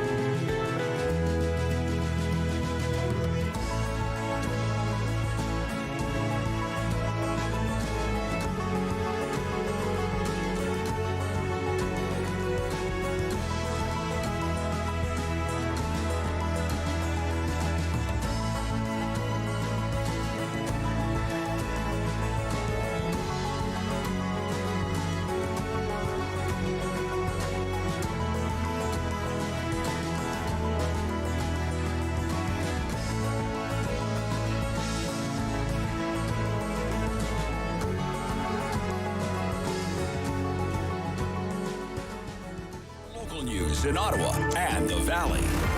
This is City News, now on 101.1 FM and 1310 AM. This is Monday, the 14th of March. Good morning, I'm Jason White. Right now in Ottawa, partly cloudy and -1. It's 0 in Smiths Falls, but feels like -7 in the wind. Here's what's making news this hour. Ontario has ended its mandatory vaccinate or test policies for people who work in places like hospitals, long-term care homes, and schools as of today. Ottawa's largest school board will meet tonight to discuss that and the future of face coverings in the classroom. Ontario plans to no longer require masks in most public places as of next Monday. Fire has damaged a home under construction in Canada. Started around 1:40 this morning at a home on Bellevue Drive near Eagleson and Hazeldean. At one point, the flames started licking at the house next door. Fire's out, no injuries, a fire investigator probing the cause. Some Ottawa area healthcare workers will hold a protest in about a half an hour outside the office of a local MPP. The hospital and long-term care workers want Nepean's Lisa McLeod to push the Ford government to repeal Bill 124. That bill contains a 1% wage cap, but the union says when you factor in inflation, it's more like a 4% wage cut last year and again this year. Ottawa redoes Valentine's Day. This second attempt is to try to help downtown restaurants whose typical Valentine's Day income was vaporized by the convoy occupation. City News Time, 10:32. I'm Jason White. For news anytime, follow up online at ottawa.citynews.ca. Talk back. Hello. On the Rob Snow Show. The phone lines are open at 613-750-1310. Now, the Rob Snow Show continues. Welcome back to the Rob Snow Show. Derick Fage here from Rogers TV, filling in for Rob Snow and Sam LaPrade later on today, noon till 2. Stick with us. Lots of news, lots to talk about. This is the Talk Back Hour. It's your hour, 613-750-1310. The decision to drop masks in schools, agree or disagree? Question we're asking. We heard from Nancy, whose children went to Westwind Public School out there in Stittsville. As I mentioned before the break, the woods, it's a thin strip, they're calling it, of forest, about 100 meters long, 30 meters deep, on the grounds of Westwind. Last week, the school informed neighbors that most of the woods would be cut down before April 15th to make room for a play area and small sports field, leaving just a smaller wooded area and a buffer of trees. According to the school board, the wooded area behind the school is hard to monitor. It adds up to about half of the green space in the schoolyard. They say it's making it hard for students to play or fully participate in the phys ed curriculum. I don't know. It's interesting because, Nancy was saying, there's not a lot of room for kids. It's a long sort of strip even for the children to play in. Some neighbors consider the wooded pocket to be sort of a community ecological asset that should be used as a living classroom. I kind of agree. I think it's an opportunity. As a school, can you imagine the spirit? Like you could bring in sort of school spirit. Let's take ownership of this small wooded area and make it our own sort of ecological asset, this living classroom, as this neighbor had put it. The board, on the other hand, maintains that the plan is going to support learning and the play needs of their students, which is important to their physical and cognitive growth. Supposedly, it's one of the last remaining sort of naturalized areas nearby. That's what some neighbors are saying. Other neighbors, questioning whether, that they're saying that, the site has to be inspected daily because beer and liquor bottles and drug paraphernalia and feces and building materials, which I guess kids are using to build forts, that all of that is unsafe. So that's the other side of it. Stittsville Councillor Glenn Gower, he says he's disappointed by the decision, by the way. He says, trees and landscaping are usually part of a site plan review for new development, but this isn't a redevelopment application, right? So there is no consultation. The decision to issue a tree permit remains with the city forester. That's what Gower is saying. He said he's met with officials to try to get some other options on the table. including using a city park next to the school as a place for students to play and exercise. I'd be interested to find out how close that is, actually, right? If there's a city park, like right there, if it is almost attached to the school, why not, as Councillor Gower is saying, why not use this space, right? Instead of cutting down this wooded area. And, here's the other thing. So they say one of the problems in the fast-growing ward is that schoolyards are quickly filling up with portables, leaving little room for anything else. However, Westwind has over 900 students this year. But guess what? That's going to shrink to 660 next year when the Fernbank School opens. So you need more space, but there's going to be less students. I'm not sure. Maybe there's an opportunity to teach some math as well to the students in this kind of situation. If we have kids, we have 900 students.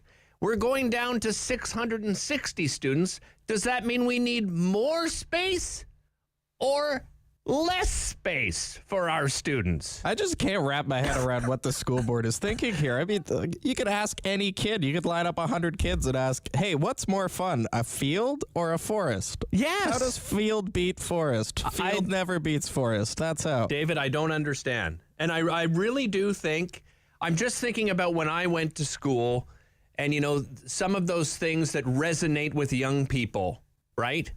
And that is protecting a green space, a wooded area. I mean, if this was brought to my attention as a young, I wonder, I know there's no public consultation allowed. I would love to hear from students. I would love to know if any of the teachers within the school have spoken to the students about it and what the response has been from the student body. Like, who is pushing for this? What is the pressing need that you need an extra 2 acres of soccer field? Yeah. And there's fields. This is Stittsville. It's Stittsville. There's parks and fields all over the place. Can you imagine if this was happening anywhere other than in a suburb? If this was happening inside the Greenbelt somewhere, they wanted to cut down some trees. Oh my gosh, the protest! You can't even build a hospital inside the Greenbelt for fear of cutting down trees. And they're just going to chop these ones down out in Stittsville? Come on. I mean, there are schools in Europe that I mean, I know that we have some Montessori schools here in Canada as well. There are schools that actually use things like this. Yeah. As the living classroom. I went did to you? one. See there? Exactly. Both my elementary school and my high school sat on the edge of NCC property, and it was baked into the outdoor activities we did as students. It was a fantastic learning opportunity. Yeah, I grew up in Arlington Woods in Nepean, and I actually had to walk through a wooded area. There's a creek that ran along the wooded area. It was a wonderful space. It was great to be able to, and it wasn't on the grounds of the school. I see the difference. If people, by the way, give us a call, 613-750-1310. But I would love to hear your opinion on this. I really think it's an amazing opportunity to build some school spirit around this, what you could call like a new project, right, for the students. I'm surprised there isn't some kind of coalition standing against this already. I'm surprised there aren't people out there picketing. I mean, for gosh sake, in this city, we love to protest forests. True, but remember, this was just thrust upon the neighborhood. I'm just going to look back here and see when the letter went out. I believe it was March 3rd. Yeah, March 3rd.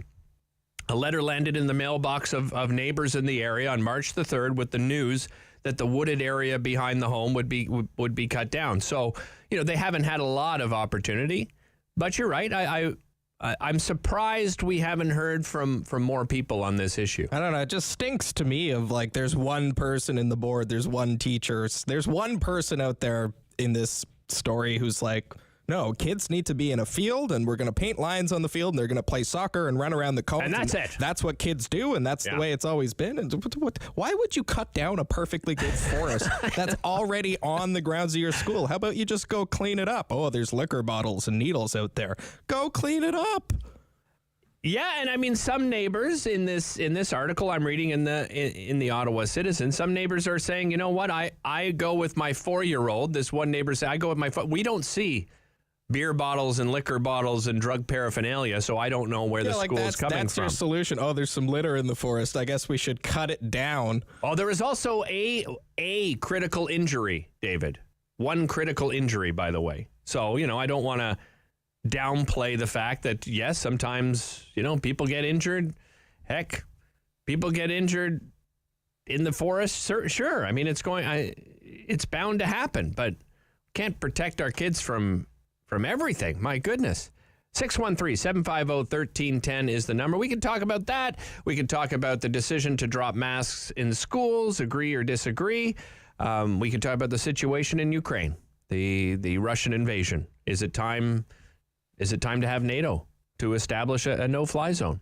We have Gordon in Bell's Corners who wants to chat with us. Gordon, what do you want to talk about today? Well, I definitely want to talk about the trees. Okay. It's so hypocritical. We're teaching kids about climate change. Yes. Okay, kids, look in the backyard, and we're going to take down all of these CO2 absorbing trees. I don't understand. It makes zero sense. It's. I mean, I don't know if you. I mean, we all have seen this. On a hot day, do you want to be out in the middle of a field, or do you want to be under the shade of trees? Yeah, and as David pointed out, his schooling, elementary and even high school, had those occasions where they went out and used it as sort of the living classroom. I mean, you could even teach math to elementary school students, using sticks and rocks and things that you find. I just think there's so much opportunity here. Instead, you could literally take the kids out. It's like, okay, 3 o'clock class today or 2 o'clock class. We're going to go out of the classroom and we're going to hold class out in the little forested area. Yeah. Just think of that, that great experience. You're kind of surrounded by nature in the shade, so you're not like super hot and everything else, and you get a chance to get out of the school. Well, you don't want to be sitting in the middle of a soccer field. I mean, let's be reasonable. The other part I didn't know, which you identified, was the population of the school is going down significantly. That makes even less sense. No.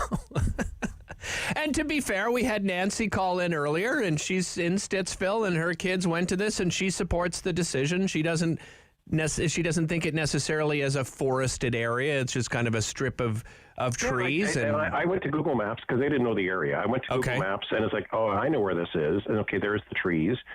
It's not like it's not. There's still lots of other space around that school that they could do other activities. They don't need to take all those trees down. It makes, again, zero sense just by perusing the satellite view of that area. I'm going to have a look at that. Did you notice? I'm going to go to Google Maps myself as well. Did you notice? Supposedly there's a park nearby. I didn't look for the park. Okay. I definitely noticed kind of on the northern aspect of the school, there was like no trees. And this one is kind of on the northwestern part of the property. And it's not, again, it's not like the trees are butting right up against the school. Like there's still a pretty large buffer area where the kids can, dodgeball or whatever kids play these days. But if it's, we need yet another soccer field, it's like, well, there's probably somewhere else in the city. If you want to play soccer, that could be for soccer leagues. You don't have to tear down all these trees. Go find another soccer field somewhere else. Right. Yeah. It's crazy. Appreciate the call, Gordon. Thanks so much for calling in today. All right, we've got a couple of lines open. People want to talk about this. Let's head over to Paul, who wants to talk about this forested area. Paul in Ottawa. How are you, Paul? Hi. Hi there. It's a no-brainer. Give the kids the forest to play with. They'll make good use of it. But you mentioned there was a critical injury in the forest. Right. I bet you if you research into that, what's happened is that the board was served a notice that they have to do something, probably everything in their power, to address that issue. And it might be behind why they want to take down the forest. It's an excellent point, Paul, for sure. And what's kind of frustrating to see that sort of stuff happen all the time. As a teacher, we see that constantly. When something good, everyone's getting something out of it with the kids. And then the smallest thing happens, someone gets upset, they go to the school board, we get something from above telling us, oh, you can't do that anymore. Yeah. Because they face a lawsuit. And I think, this is a good example of what we have, how that can happen. But that's happening a lot in the school system. And I think that's a bigger problem. So this is a symptom of a bigger problem, I suspect. Well, and okay, Paul, I've got the satellite image now. This is now I'm even angrier about this situation. So, on the grounds of the school, I see there's 2 basketball courts. So there's a lot of sort of concrete area where there's basketball courts and you can play, handball and that sort of thing up against the school. It looks like there's sort of there's a play structure. There's actually 2 play structures on the grounds of the school, and then the forest, and then there's a soccer field as well, okay?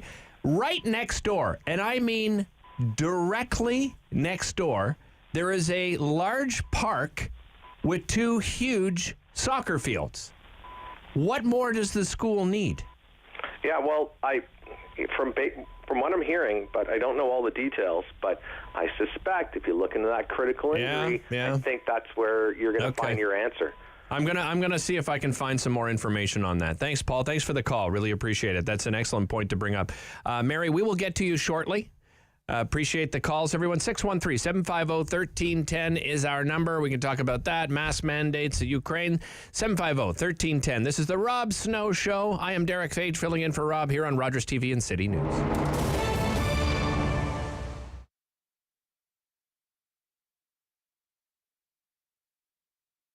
My name is Pamela Caillou. I'm a local artist. I'm Métis, and the heritage derives from Algonquin and Huron background that comes from way, way back from the 1600s. I was trained in school classically, like we studied the masters like Picasso, Michelangelo, Van Gogh, and so you'd have to say it's quite different, my style.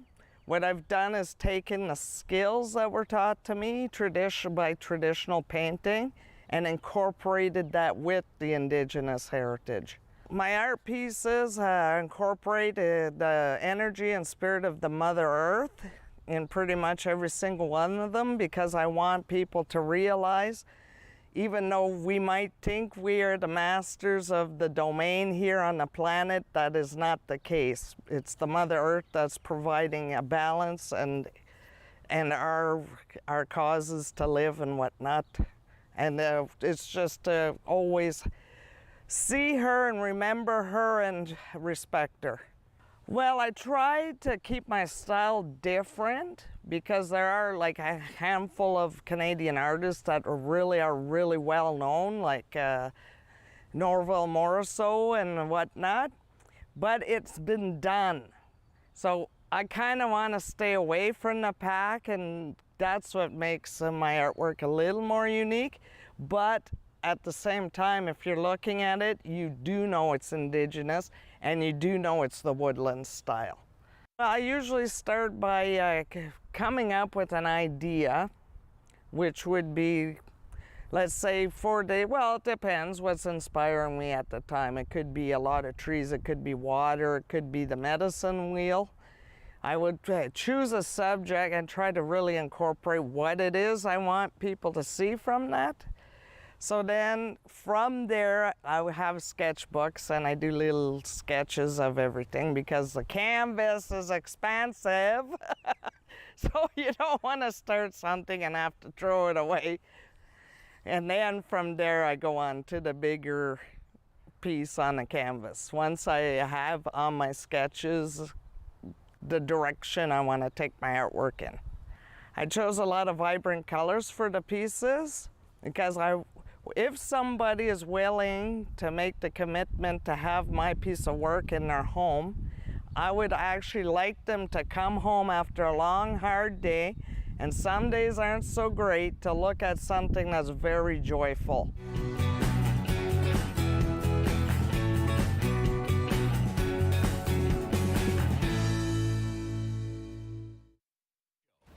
Have your say and call now.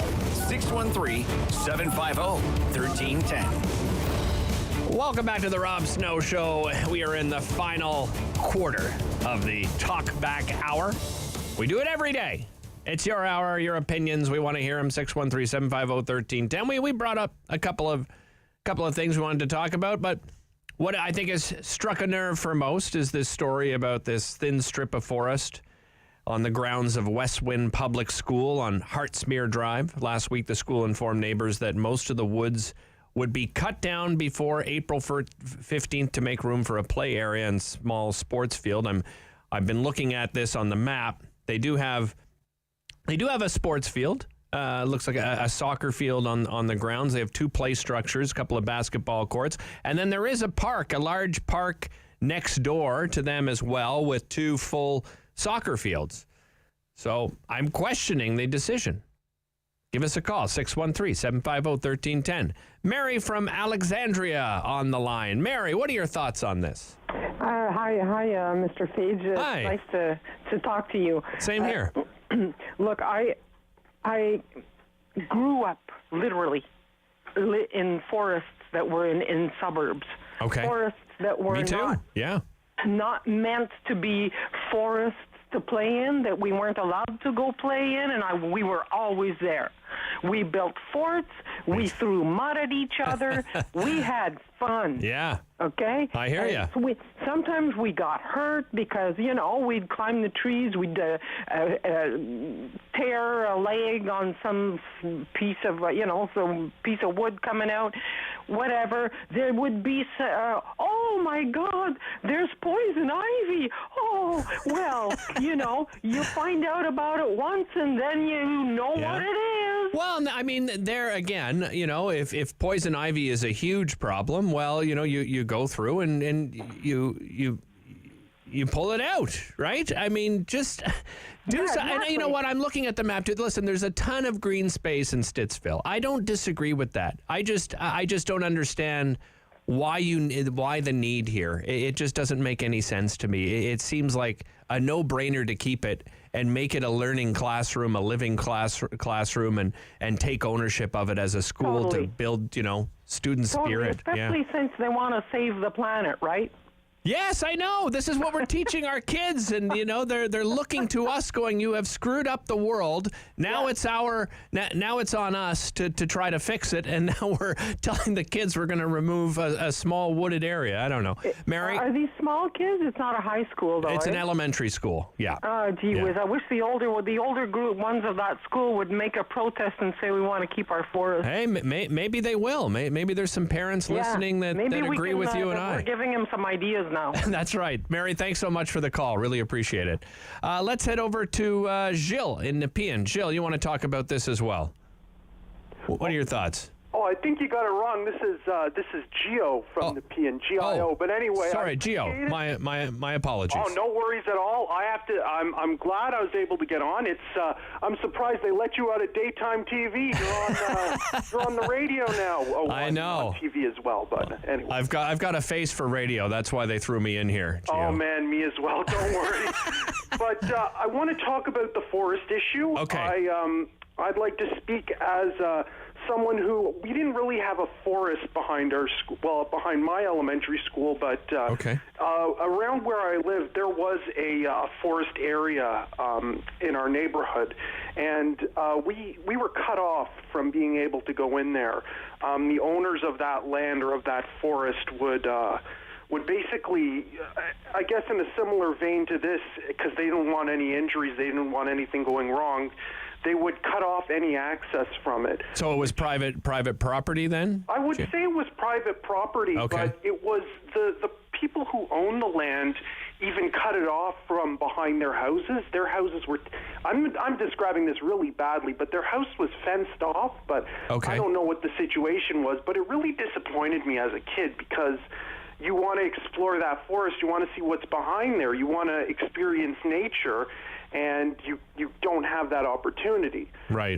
So that's my point of view. I think that this can be done. This whole, I think that you can keep this forest and have it be in a way that's safe. Like, obviously, I think the problem is that critical injury that keeps being mentioned. Yeah. And I'm personally would love to know, like, what the injury was. I don't know if it's just to keep their agenda that they're calling it a quote-unquote critical injury when it could be just a kid who just scraped his knee on a rock or something. Yeah, it's hard to say. I'd love to know about it as well. If anyone, that sits on that board has any idea, because all it says critical injury that happened last year. I looked it up, but I can't find any information at the moment. Thanks for the call, Gio. Exactly. Thanks so much.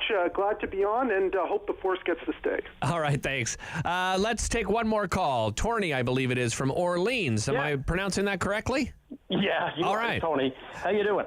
I'm great. Tony, what do you think about this? You want to talk forests and masks? Yeah, the forest thing. It's funny. I think one of the things you mentioned, they were afraid of drug paraphernalia and bottles and stuff like that. Yeah. I lived out in BC, and every morning, now this isn't a joke. This was a school that was sitting in the middle of a community. Every morning, as parents, we had to go and walk the schoolyard to pick up drugs, condoms, you name it. We had to clean the school every morning. So there's a solution there. So to complain that might be in this, there's a solution. Okay. As for the masks, I saw in Alberta they were protesting. We want to keep the mask, Nobody says you can't wear one. No, it's true. Yeah, I mean, it's even been encouraged, right, if you want to. So I have the option to wear or not to wear. So now the choice is, again, mine. But don't complain because somebody hasn't got one on. Yeah. You want to wear one? Go ahead. Yes. Agreed. I don't want this to be a divisive situation where people are shaming other people for wearing a mask. You want to wear it and you don't want to wear it, great. Yeah. Right? Who cares? Exactly. It's no big deal. Let's not turn it into a big deal any longer. Yeah. 2 years of this, wear it or don't. Yeah. Tony, thanks so much for the call. Really appreciate it. Thanks for all the calls, by the way, today on the Talk Back Hour. We'll do it again tomorrow. We do each and every day, 10 o'clock to 11 o'clock. We invite your opinions on a number of different issues of the day. We're going to be continue to talk about the situation in Ukraine coming up after the break. This is Derick Fage, filling in for Rob Snow right here on Rogers TV and City News.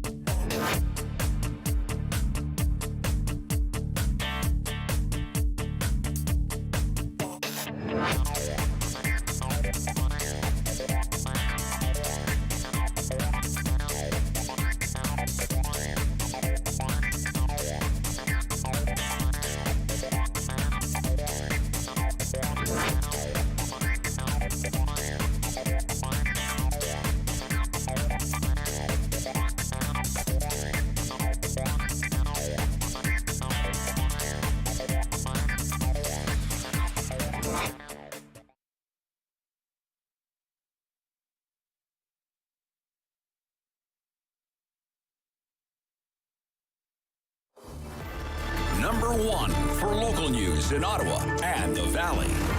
This is City News, now on 101.1 FM and 1310 AM. This is Monday, the 14th of March. Good morning. I'm Jason White. Right now, mainly sunny, -1 in Ottawa, 0 in Smiths Falls. The wind makes it feel like -7. Here's what's making news in Ottawa and the Valley. A fourth round of high-level talks now underway between Ukraine and Russia. The meeting comes as the Red Cross warns of a worst-case scenario for civilians in besieged Ukrainian cities, where residents face extreme or total shortages of basic necessities like food, water, and medicine. Momin Qureshi joins us with the latest. Yeah, the latest really is this fourth round of negotiations happening between Russian and Ukraine delegates. This time it's happening virtually, and it's the first round of talks that's happening in about a week's time. Now, this time around, ABC's Inez de la Cortera says there is at least a little bit of reason to be optimistic. This latest round of talks being held virtually and follow optimistic comments from both sides over the weekend that they are moving towards a compromise. On Sunday, one of Russia's negotiators told Russian media that he believed substantial progress had been made. Ukraine's chief negotiator, meanwhile, also said that Russia looks at the situation far more properly and has stopped throwing out ultimatums. Now, one of the things that they are hoping to come out of these negotiations is more of a clear path for those millions of refugees that are continuing to try to get out of Ukraine and into neighboring countries, including Poland. So far, the UN says that about 2.5 million people have left Ukraine, and that number could escalate all the way up to potentially 8 to 10 million people. Momin Qureshi, City News. City News time, 11:02. Top U.S. and Chinese officials are meeting in Rome to discuss the war in Ukraine. An American official said over the weekend Russia has asked China for military equipment to use in its invasion. China's claimed that isn't true. White House National Security Advisor Jake Sullivan has bluntly warned China to avoid helping Russia evade punishment from global sanctions that have hammered the Russian economy, and will be looking for limits today on what Beijing will do for Moscow. Ontario is set to lift mask mandates in schools 1 week from today, but might some school boards go it alone? Ottawa Carleton District School Board trustee Mark Fisher tells the Rob Snow Show the board may not even have the authority to make changes to mask policy, especially for students. Talking about a vaccine mandate for students and perhaps a masking mandate for students is a lot more complicated than perhaps coming up with an approach that just deals with our employees. The board will meet tonight at 7 o'clock and hear from public delegations. Trustees will also discuss the end of mandatory vaccinate or test policies for workers in schools and healthcare settings, which took effect today. Patrick Brown has joined the race to lead the federal Conservatives with a promise to heal the fractures that have erupted in that party over recent years. The 43-year-old Brown launched his campaign in Brampton, near Toronto, where he served as the mayor since 2018. Brown pitched a campaign that offers a greater voice for Conservative caucus members and a bigger Conservative tent. Let's check the forecast now. Here's meteorologist Jill Taylor. It will be on the mild side for Ottawa, the Valley, Smiths Falls today. The wind will pick up out of the west-southwest. There will be some flurries at times, though, today, and especially for the late afternoon into the evening. The high near +4, -6 for the low. Tomorrow, some early morning flurries, the mainly cloudy and 3 degrees. And Wednesday up to 6 with a light southwest wind, mainly cloudy. For today, the high +4. -1 right now in Ottawa under a mostly sunny sky. It's 0 in Smiths Falls, but those wind gusts make it feel like -7. I'm Jason White. For news anytime, follow up online at ottawa.citynews.ca. Strong voice. Strong opinions. Rob Snow Show returns on Rogers TV and City News. 101.1 FM and 1310 AM. Welcome back to the Rob Snow Show. Rob is off today. Derick Fage here from Rogers TV filling in for Rob. It is the 11 o'clock hour. It is Monday, and you know what that means. Geoffrey Johnston from the Kingston Whig-Standard joining us to talk international affairs. And when it comes to international affairs, of course, all eyes on Ukraine and, of course, Russia and their invasion of Ukraine. Geoffrey, welcome to the show. Wonderful to have you here. Good morning, Derick. Nice to speak to you again. Nice to speak to you as well. Let's talk about your latest column on Russia and Vladimir Putin in particular. Will he face justice at the ICC? Let's look at that. Do you think that under international law, has he had any war crimes, as we would call it? Absolutely. I would say, in my opinion, watching everything, that Vladimir Putin and his generals have committed war crimes. I've written a couple of new articles about this, and I talked to a number of experts, and I also contacted a Ukrainian member of parliament who remains in the capital city of Kyiv. Okay. And anybody, these parliamentarians, we've got to understand how brave these people are, by the way, because they are pretty much all of them are on a hit list. Right. Vladimir Putin wants to decapitate the government. He wants to eliminate President Zelensky, the inspiring Ukrainian leader, and the entire government, and wants to replace him. We saw over the weekend the Russians kidnapped mayors of a couple of cities and put Russian puppets in place. And we don't know what happens to those people once they're gone, but nothing good will happen to them. And that is terrorism. That's another international crime. So as far as war crimes go, it is there are a number of international laws and humanitarian laws that govern this. So there's the Statute of Rome of the International Criminal Court, and that established the ICC.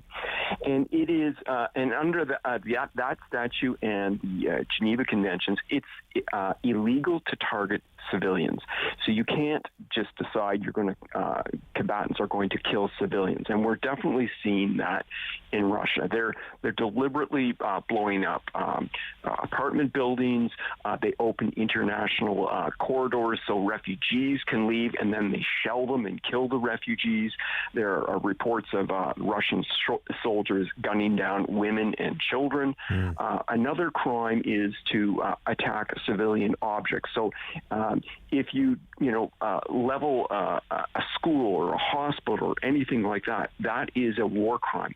The problem is, and I contacted an international law expert in the United Kingdom at the University of West England, and she told me the problem is it's hard to get a conviction of a head of state or generals, because you have to prove that the person who has been charged with the war crime, because you charge individual people, not countries. Right. So you have to prove that that person actually ordered these events. So you'd have to prove that Vladimir Putin told them to deliberately kill civilians or to deliberately blow up hospitals. And that is very difficult for prosecutors to prove. Yeah, the chance of that happening are very slim. Right? It is. Now, we do know that the Nazis in World War II were meticulous about writing things down and keeping records, and they were very scientific about the horrible atrocities in the Holocaust that they carried out. So there's always a possibility that there are written documents somewhere in the Kremlin where Putin is actually, directing his generals to lay waste to the country, because that's clearly what it's a deliberate, intentional policy. They encircle cities. The Russians are encircling cities, and then they cut the cities off, and then they pound them with artillery and missile strikes and bombs. And they are dropping so-called dumb bombs, these huge 500-pound bombs with no guidance systems. So you don't really know where they're going to go.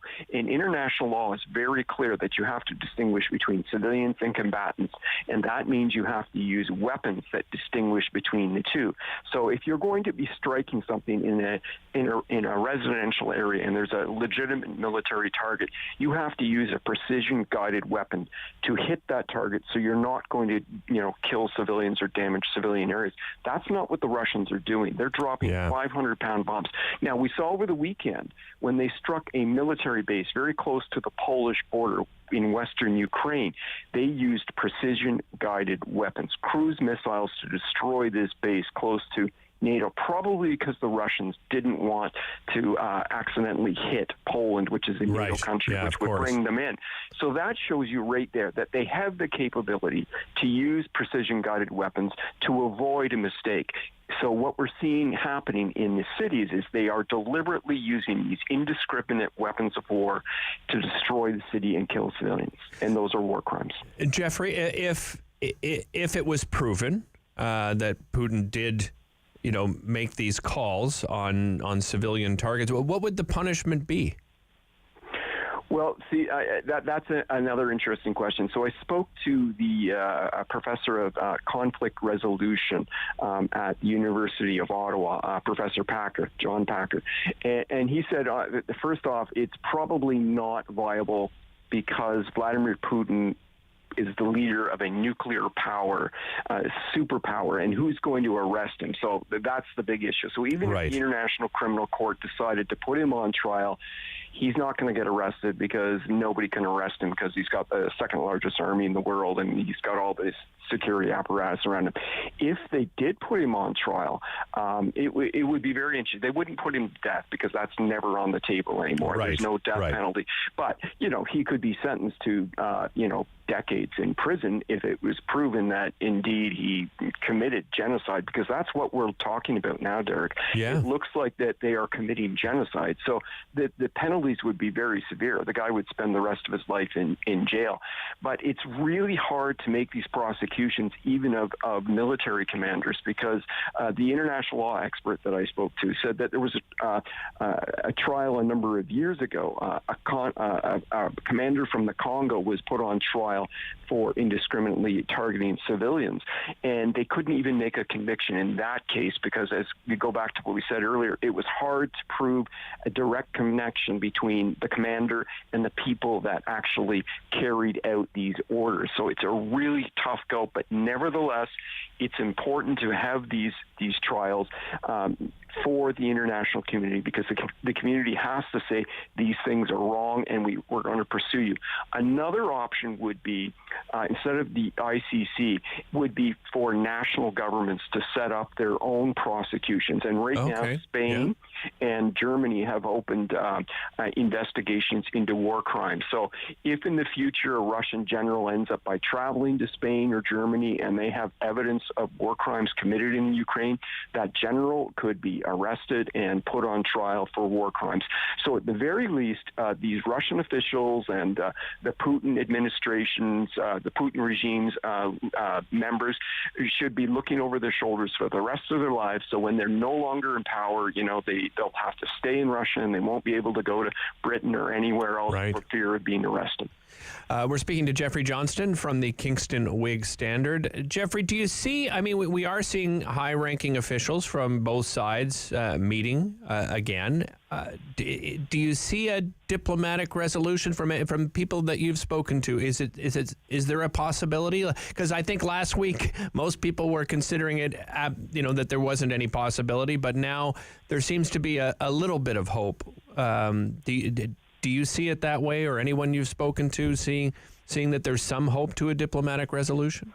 Well, it's important to have diplomatic off-ramps, as they say, because once Putin is painted into a corner, it's going to be all or nothing. And unfortunately, he's demonstrated this tendency to double down, and it was very clear before the war there was all this diplomatic activity, and President Macron of France really put in a lot of effort to try to talk Putin down off the ledge. And after the war began, President Macron was, understandably quite upset, because he said it was very clear that Putin was lying to his face.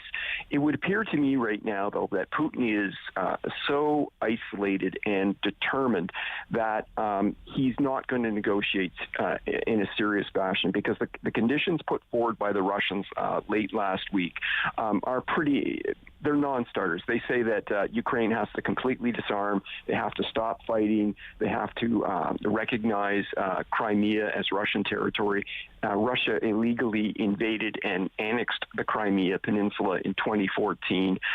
And they also basically say that Ukraine would have to recognize Luhansk and Donetsk separatist regions as independent states. In other words, Ukraine would no longer be a sovereign nation. And Ukraine's, can't accept a lot of that.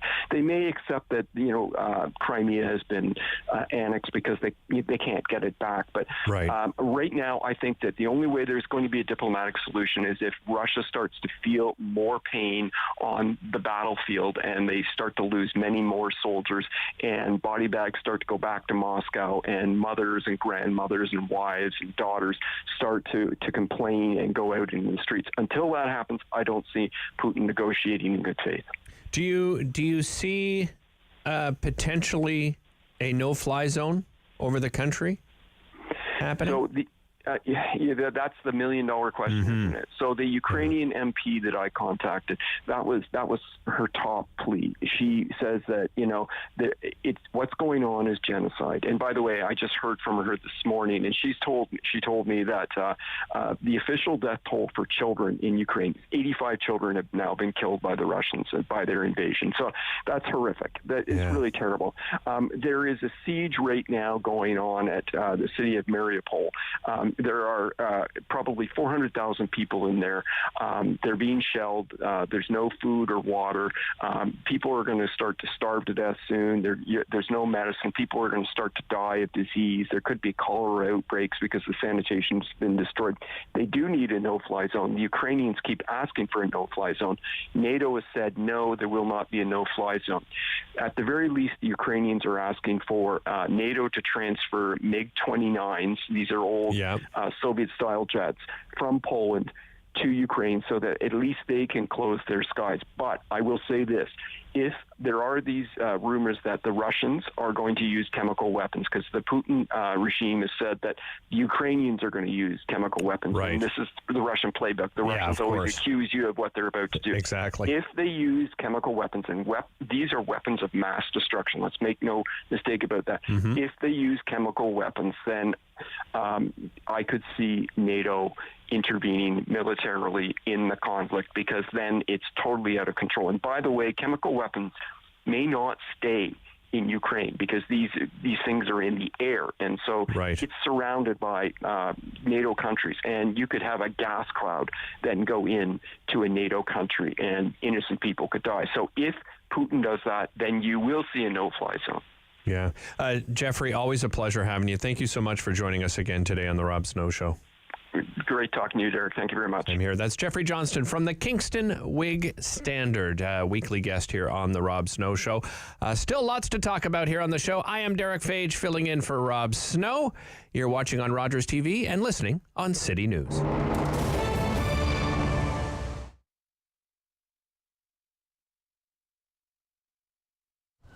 The food cupboard started about 25 years ago.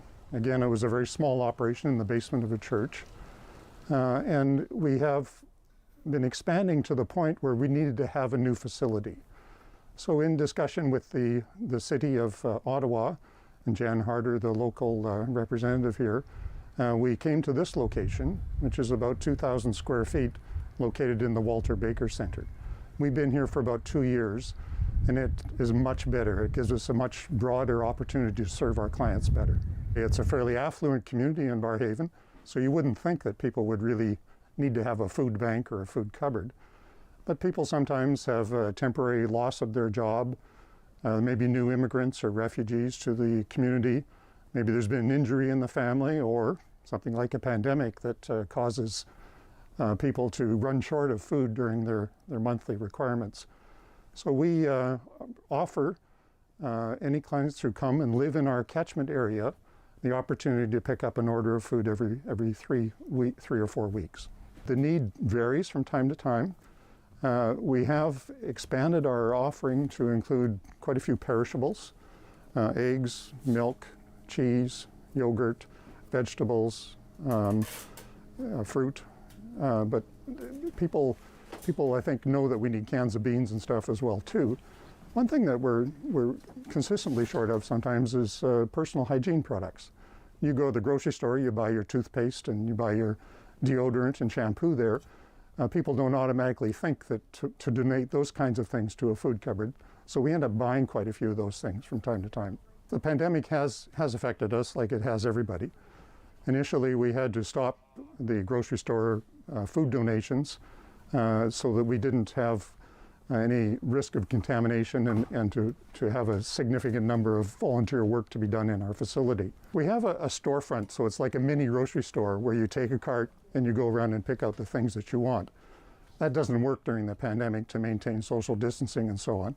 So what we have now is our clients can come in one at a time, they make an appointment, they stand behind a line, and they direct our volunteer to, I'd like Kellogg's cornflakes rather than Harvest Crunch, to pick the food that they would like off the shelves according to the allocation, depending on the size of their family. And then they take it out, load it into their vehicle or whatever, bring back the cart, we disinfect everything, and prepare for the next client. We are very blessed here in Barrhaven. We're a totally volunteer organization. So if you give a dollar to us, it goes to purchasing food or to provide some service to our clients.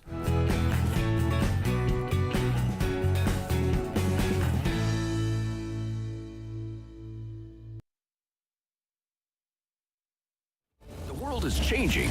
So keep up with Rob. The Rob Snow Show returns on Rogers TV and City News, 101.1 FM and 1310 AM. Welcome back to the Rob Snow Show. I am not Rob Snow. I am Derick Fage, host of Daytime Ottawa on Rogers TV.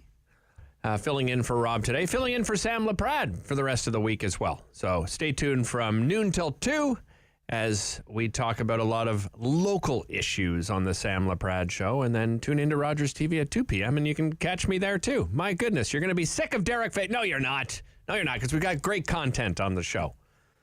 I know that Rob's talked about Polly before. So those of you that are familiar with Polly, you understand what we'll be chatting about. But for those that aren't familiar, we'll have CEO of Advanced Symbolics, Erin Kelly, tell us more about it. Erin, welcome to the show. Hi, Derick. Thank you. Great to have you here. Let's start off. For those listeners who don't know about Polly, what is it and how does it work?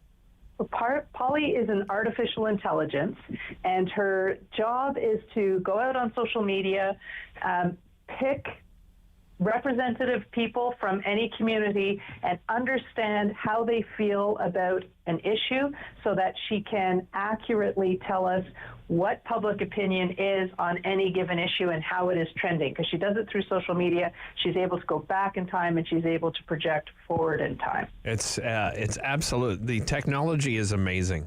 Every time I hear you come on the show to talk about Polly, I'm just always so intrigued. So let's talk about the situation in Ukraine. What are you tracking when it comes to the Russian invasion and the situation in Ukraine? Well, Polly's got 3 samples. She has 4 samples. She has 2 in Russia, VK and OK, which are the main social media sites in Russia. And then she has a sample in Canada, and she has a sample in the United States. And she's looking to see to what extent do Canadians, Americans, Russians agree with the stance that the position that their governments are taking, and how might that differ depending on your age, your demographics, or your political ideology. Okay. Well, let's talk about the 2 in Russia, because that's an interesting one, certainly, because we've heard, Russia's really being cut off of social media quite a bit. What is Polly tracking when it comes to what's happening, what people are talking about in Russia? Well, the first thing she's noticed, and of course we're reading it in Russian, so we're getting from the horse's mouth. Okay. And the first thing she sees is that people's opinions are changing radically from day to day. So even the same people, on Monday they'd be for the invasion, and on Thursday they're against it. So what that tells us is that their source of information is not primary. If my child or my mother tells me this is what the Russians are doing to me, I'm much more likely to believe it than if I'm getting it off of state television, for example. Of course. Okay. So the information appears to not be consistent and reliable. However, the majority of Russians are against the military invasion on VK and OK. Now, we are able to make sure we have a representative sample there, but the advantage on social media is that it's harder for the government to track who's saying it, so they feel a little bit freer in saying these things. Okay. So we are seeing that there is there is support for the Ukrainians. Now, when people are supportive of the Ukrainians, it's important to understand they do it very subtly. So they'll say things like, let's have dialogue, or they'll just share an article. Whereas the people who are against the Ukrainians, who are supporting Vladimir Putin, are much more aggressive in their point of view. They're calling the Ukrainians fascists, and they're saying that they discriminate against Russians, and that's why this is happening, that they're shooting ethnic Russians in Ukraine. So there's, and these are things that have been shown not to be true. So, so there is definitely myths and disinformation, but the people who are against are much more outward about it. And so I think sometimes that gives the impression that Russians as a whole support Putin, but we are seeing that they don't, but they're doing it in a very subtle, quiet way. That's fascinating, because that's a question we've had over the last couple of weeks when we've been talking about the invasion, is, how much support are they, is Russia getting from the everyday Russian citizen? They're definitely in trouble, the politicians in Russia. They are losing the dialogue here. Interesting. So what are we hearing from Canadians then? Well, it's really interesting because, as you recall, the start of 2022 has been very rough for Canada, right? Yeah. And for Justin Trudeau in particular. So we saw that coming out of the trucker protests, for example, trust in government was very low and the population was very divided. We've seen that turn around dramatically now with the Russian invasion.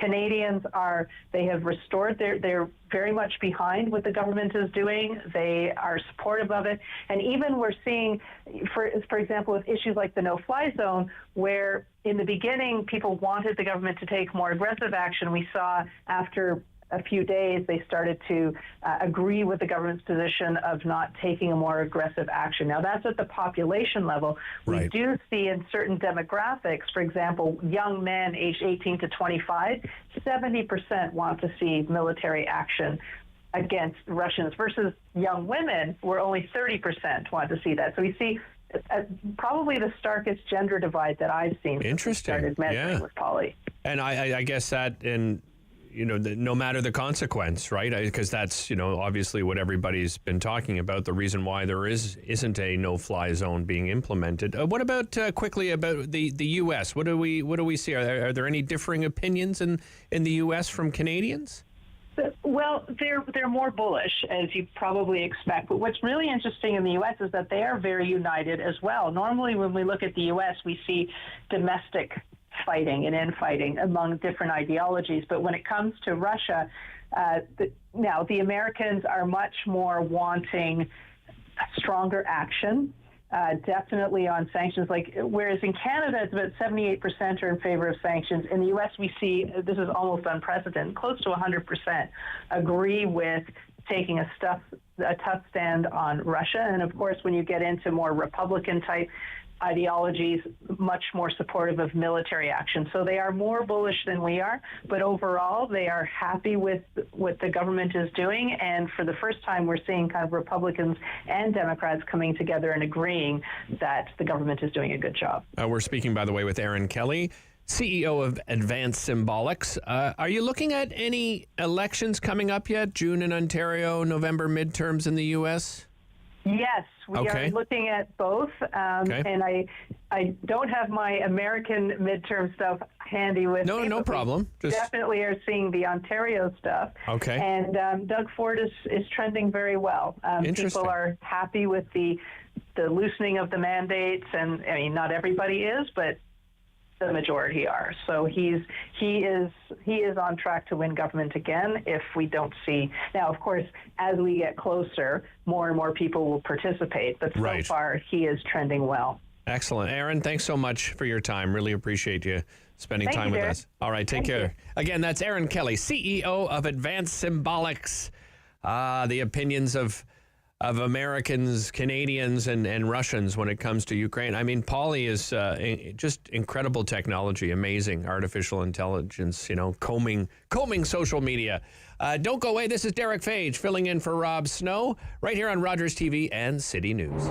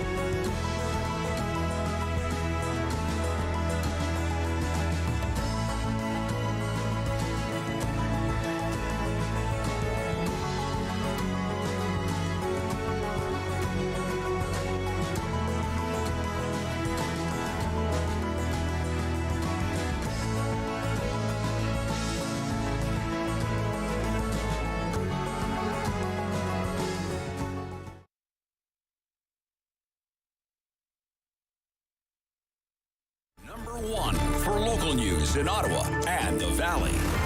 This is City News, now on 101.1 FM and 1310 AM. It's Monday, March 14th. Good morning, I'm Danielle Bain. Right now in Ottawa, it's 0 degrees, partly cloudy skies, and in Smiths Falls, it's +1. Here's what's making news this hour. Starting today, Ontario has ended its mandatory vaccinate or test policies for people who work in places like hospitals, long-term care homes, and schools. The Ottawa Carleton District School Board is meeting tonight to discuss that and the future of face masks in the classroom. The province is ditching face masks in most public places, including schools, as of next Monday. A fourth round of high-level talks is now underway between Ukraine and Russia. Russia escalated its offensive on Sunday by shelling areas close to the Polish border, including an air base critical to Ukraine's defense. The fighting, now in its third week, continued to exact a human toll. The war has forced more than 2.8 million people to flee Ukraine, and thousands of civilians and soldiers have been killed. Today marks Valentine's Day 2.0 here in Ottawa. Some restaurants and shops in the downtown core experienced a loss of income during the convoy protest on the actual holiday, so the city wants to give them another go. And in sports, Tom Brady just couldn't stay away from the football field just over 1 month after the NFL legend announced his retirement. Brady is back with the Tampa Bay Buccaneers for his 23rd season, saying there's some unfinished business to attend to. City News Time, 11:32. I'm Danielle Bain. For news anytime, follow up online at ottawa.citynews.ca. Firm. Fair. Fun. The Rob Snow Show returns on Rogers TV and City News, 101.1 FM and 1310 AM. Welcome back to the Rob Snow Show. Derick Fage here from Daytime Ottawa on Rogers TV, filling in for Rob today. Rob is off today. Tease this up before the break. All right. The decision to drop masks in schools. We're going to talk about this during the Talkback Hour. By the way, the Ottawa Carleton District School Board is meeting tonight at 7 p.m. to discuss whether to make their own mask mandate for students and staff. We're asking the question during the Talkback Hour, would you like to see that happen? But to talk more about it right now, to give you more background, we are joined by Mark Fisher from the Ottawa Carleton District School Board. He is the trustee from Zone 11, River Gloucester, Southgate. Welcome to the show, Mark. Nice to be with you, Derick. Great to have you here. So let's talk about the board meeting tonight. I mean, obviously, we know what's on the table. What kind of discussion do you see being had tonight, Mark?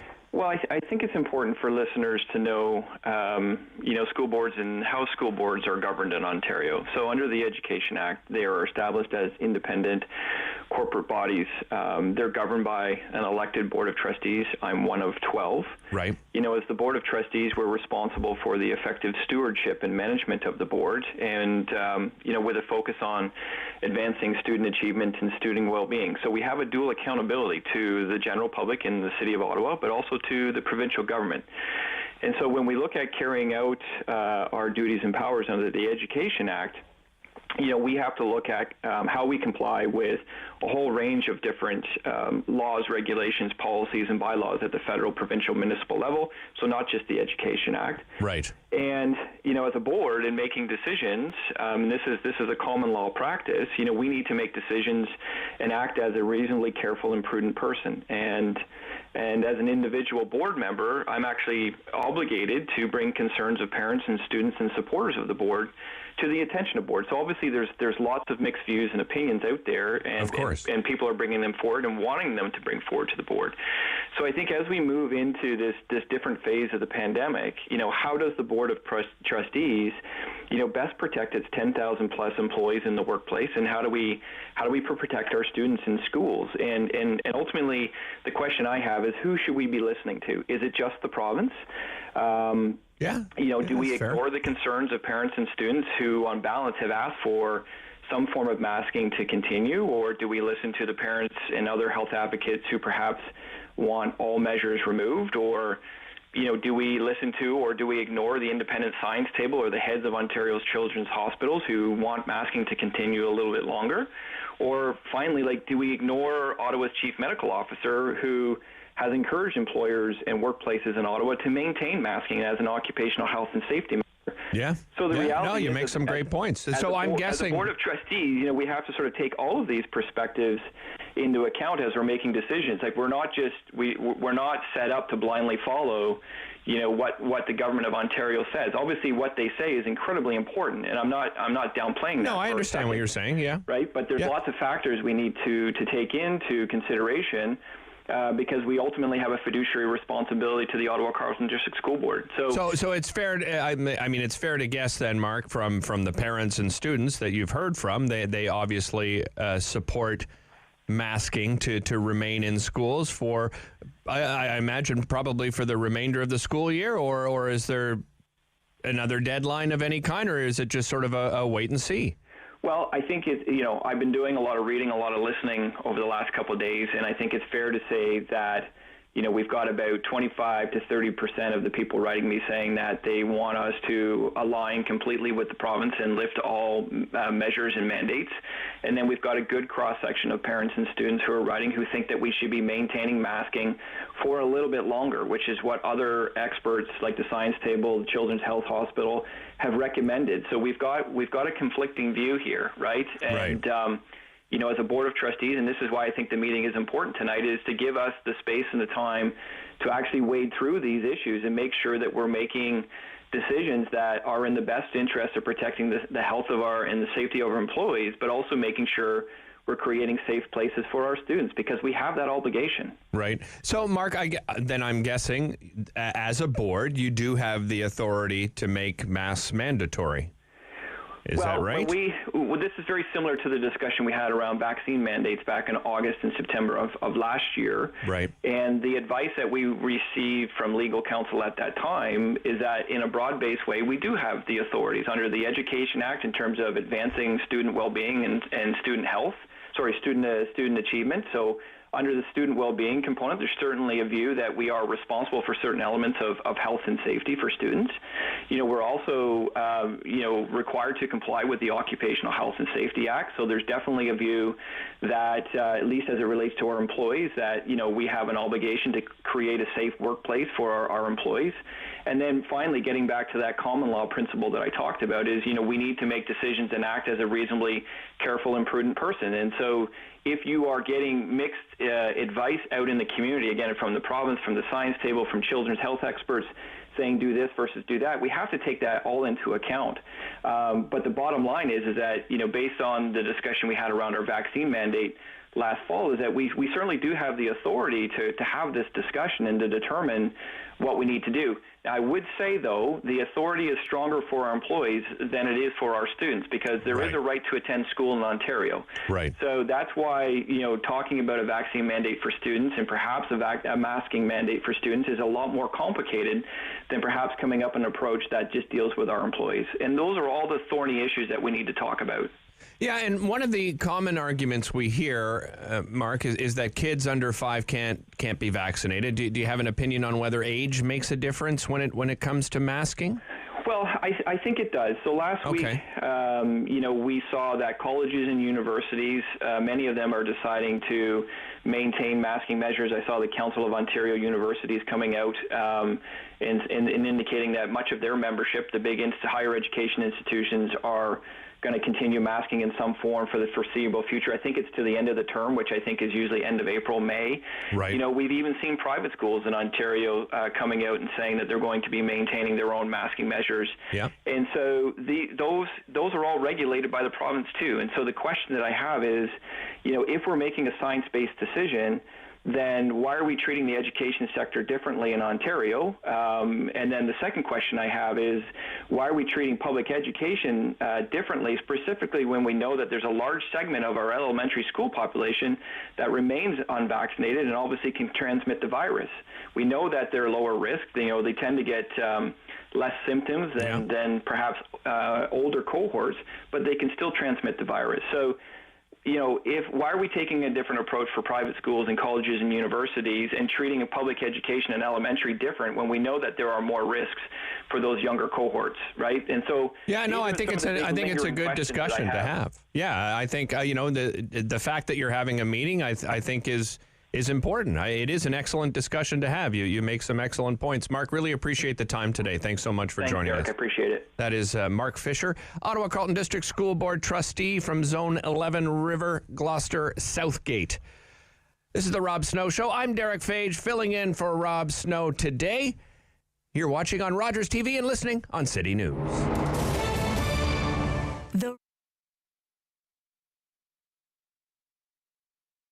To opening a business especially in a pandemic, in that kind of situation, is very challenging. First, people don't know me, people don't know my product. To build a new clientele, to build a trust for them, to show them that I care about it. I do love my food. That was the biggest challenge. And of course, in all lockdown, where I had to face it regards my employee, girls, ladies, what they work for me, I didn't want to tell them, sorry, I'm closed, I'm not having a job for you. No, they have families, they have kids to feed. So this is very important because we are family orientated. And we decided to open. We, of course, essential business. So been very tough, very, very tough, as we didn't see people on the road. Market was completely quiet, but we knew that we have to wait, and we knew that we're gonna be fine. In this town, we built online shop, Vedel Online, and we did Uber Eats, which one is picking up and is very, very popular. We have a really good feedback. So this is the song from my heart.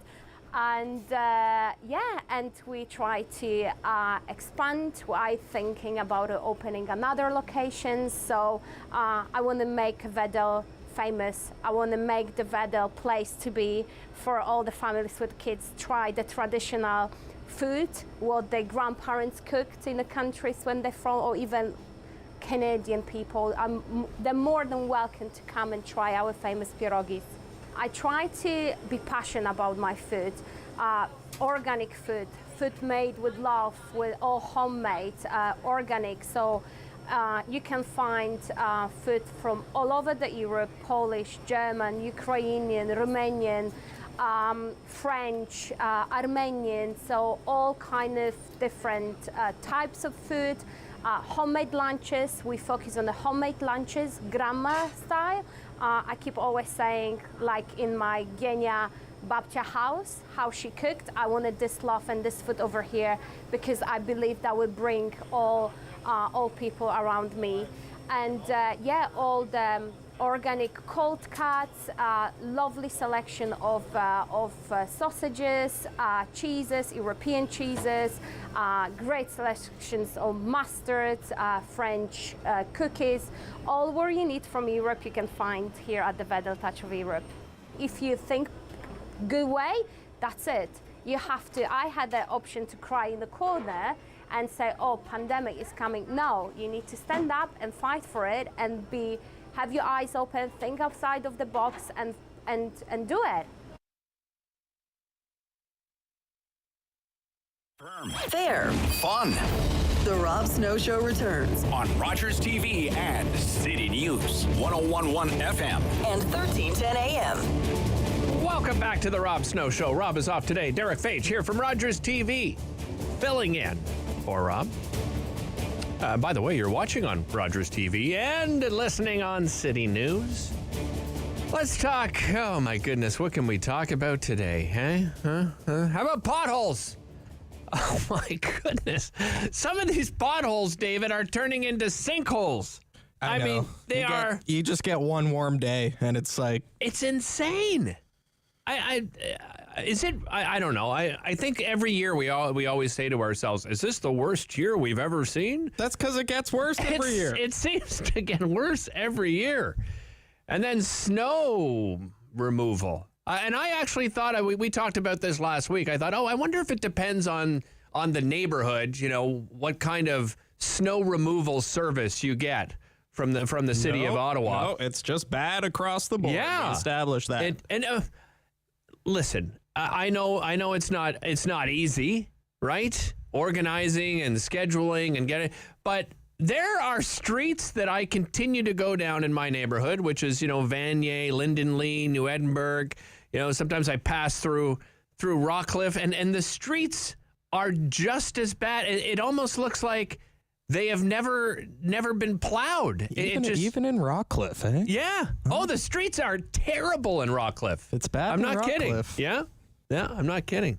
But the pothole situation is. And by the way, so who over at City Hall? Whose responsibility is the sort of the budget when it comes to the snow heavy winter that we've had, the potholes? That would be.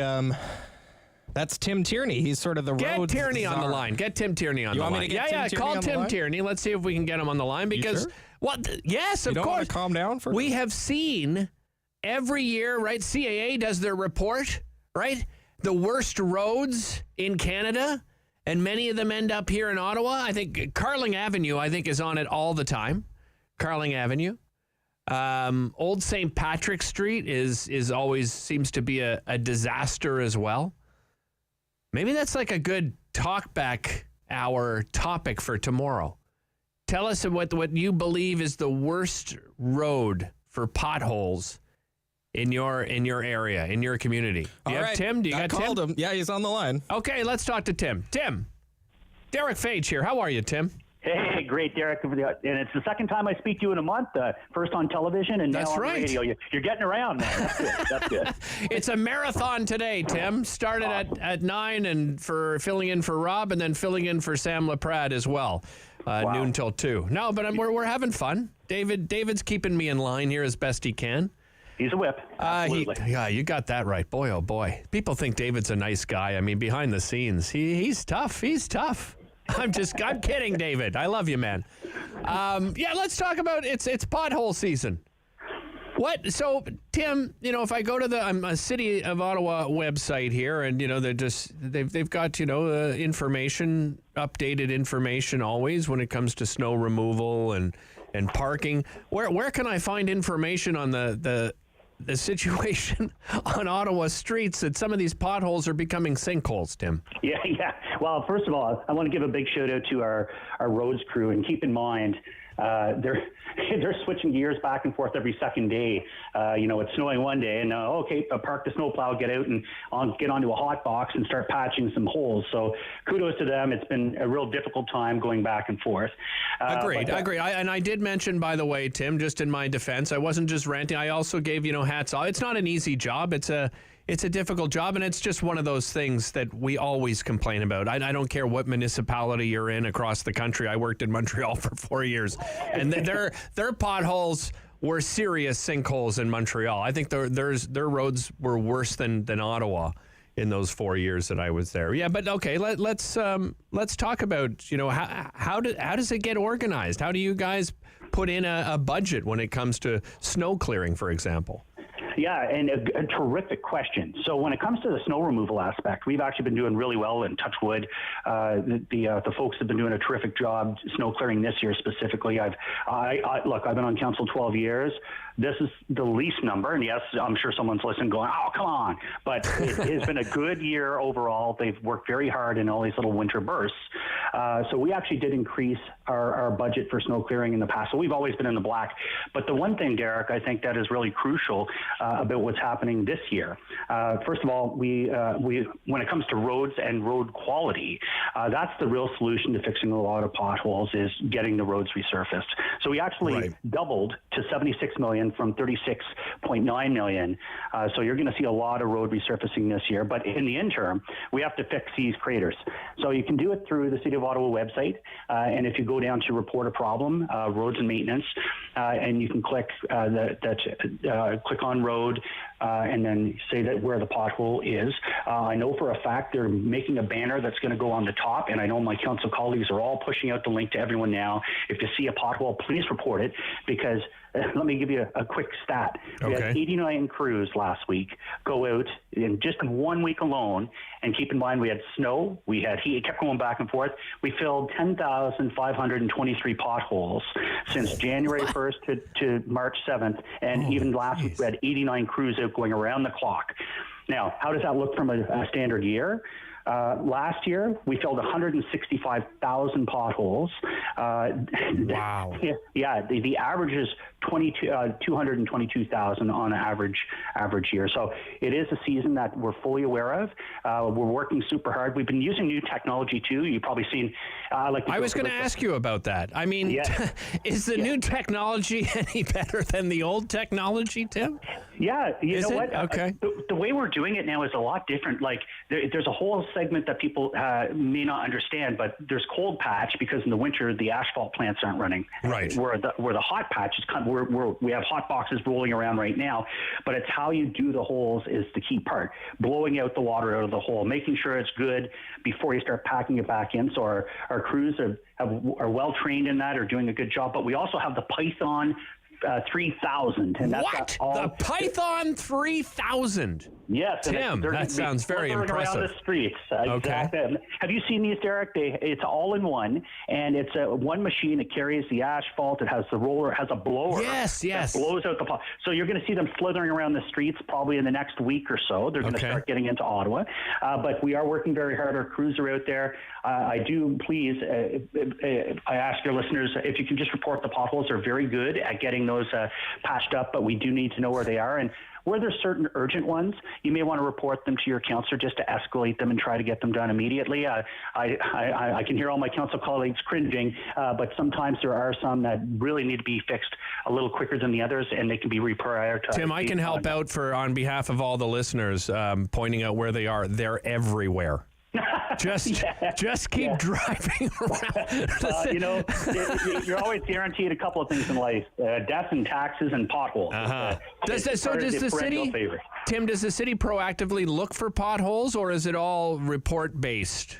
Well, a majority are report-based, but there are some times where there's segments that do get reported. For example, I have a segment of a street called Shepherd Road. It's always a big challenge.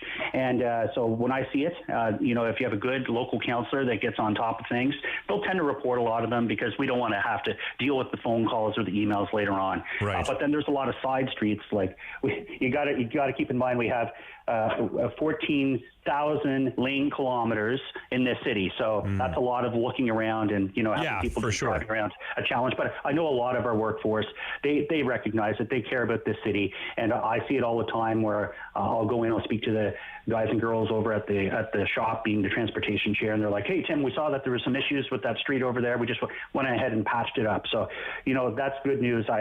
We do have caring staff that want to see our roads nice and smooth. Tim, it was predicted to be a very snowy winter. I don't think we've necessarily reached what was expected from what Environment Canada had set us up. It sounded like in the beginning that it was going to be some kind of historical 20-year record-setting snowfall or something, but it still has been, all that being said, it still has been a fairly snowy winter. How's the budget doing? What does it look like? Are we still in the black? Yeah, as of last week, we were still in the black. We were looking pretty good. Alain Gontier, our new general manager, has been doing a terrific job, and kudos to him.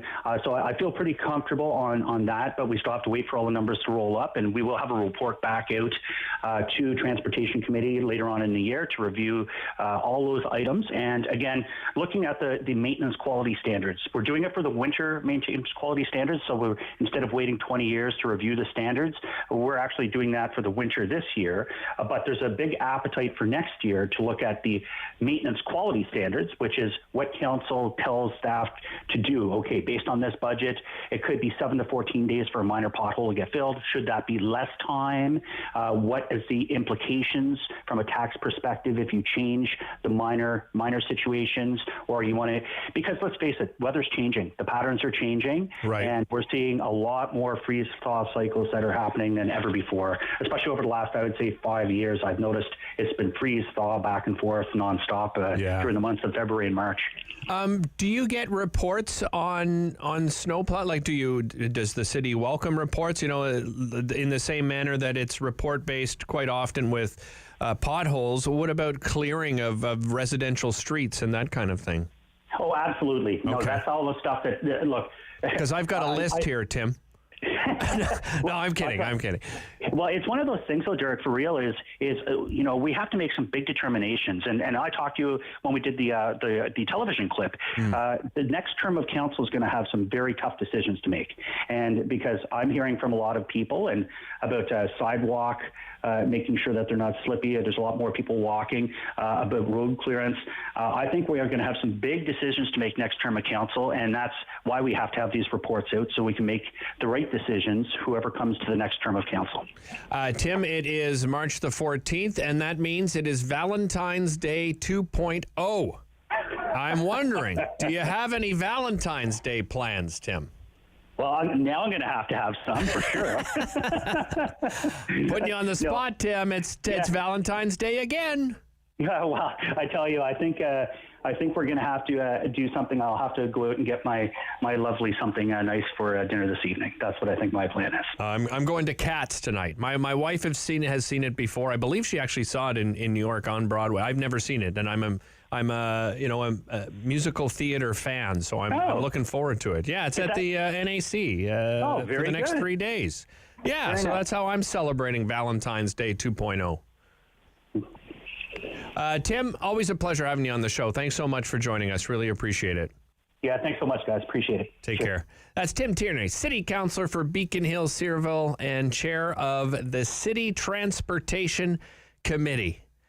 Look at us winding down here. David, the show's almost over. It's so long. Farewell. Avita Sen. But guess what, David? What's coming up after the news? Don't go anywhere, David, please. I beg you, because I need you to stay on. What? Because we've got the Sam LaPrade show coming up next, and I'm not sure if you realize this, but Sam is off this week. Yeah, she's on vacation. That's Who's right. hosting the Sam LaPrade show today? I believe it's some guy from Rogers TV. I can't remember his name now. Oh, is it Derick Fage? Yes. Oh, I've heard he's good. Yeah, I've heard he's all right. Yeah. He's okay. All right. He's okay. I'll tune in for that. He's coming up. Derick Fage filling in for Sam LaPrade coming up after the news. We've got lots more to talk about. We're really going to turn our attention on what's going on here locally. We're going to talk a little tourism, talking housing, something I know we've talked about already, but it is a housing crisis, as we've seen here in Ottawa. And we'll talk a little March break. What are some activities you can do? I'm Derick Fage, filling in for Rob today and filling in for Sam LaPrade.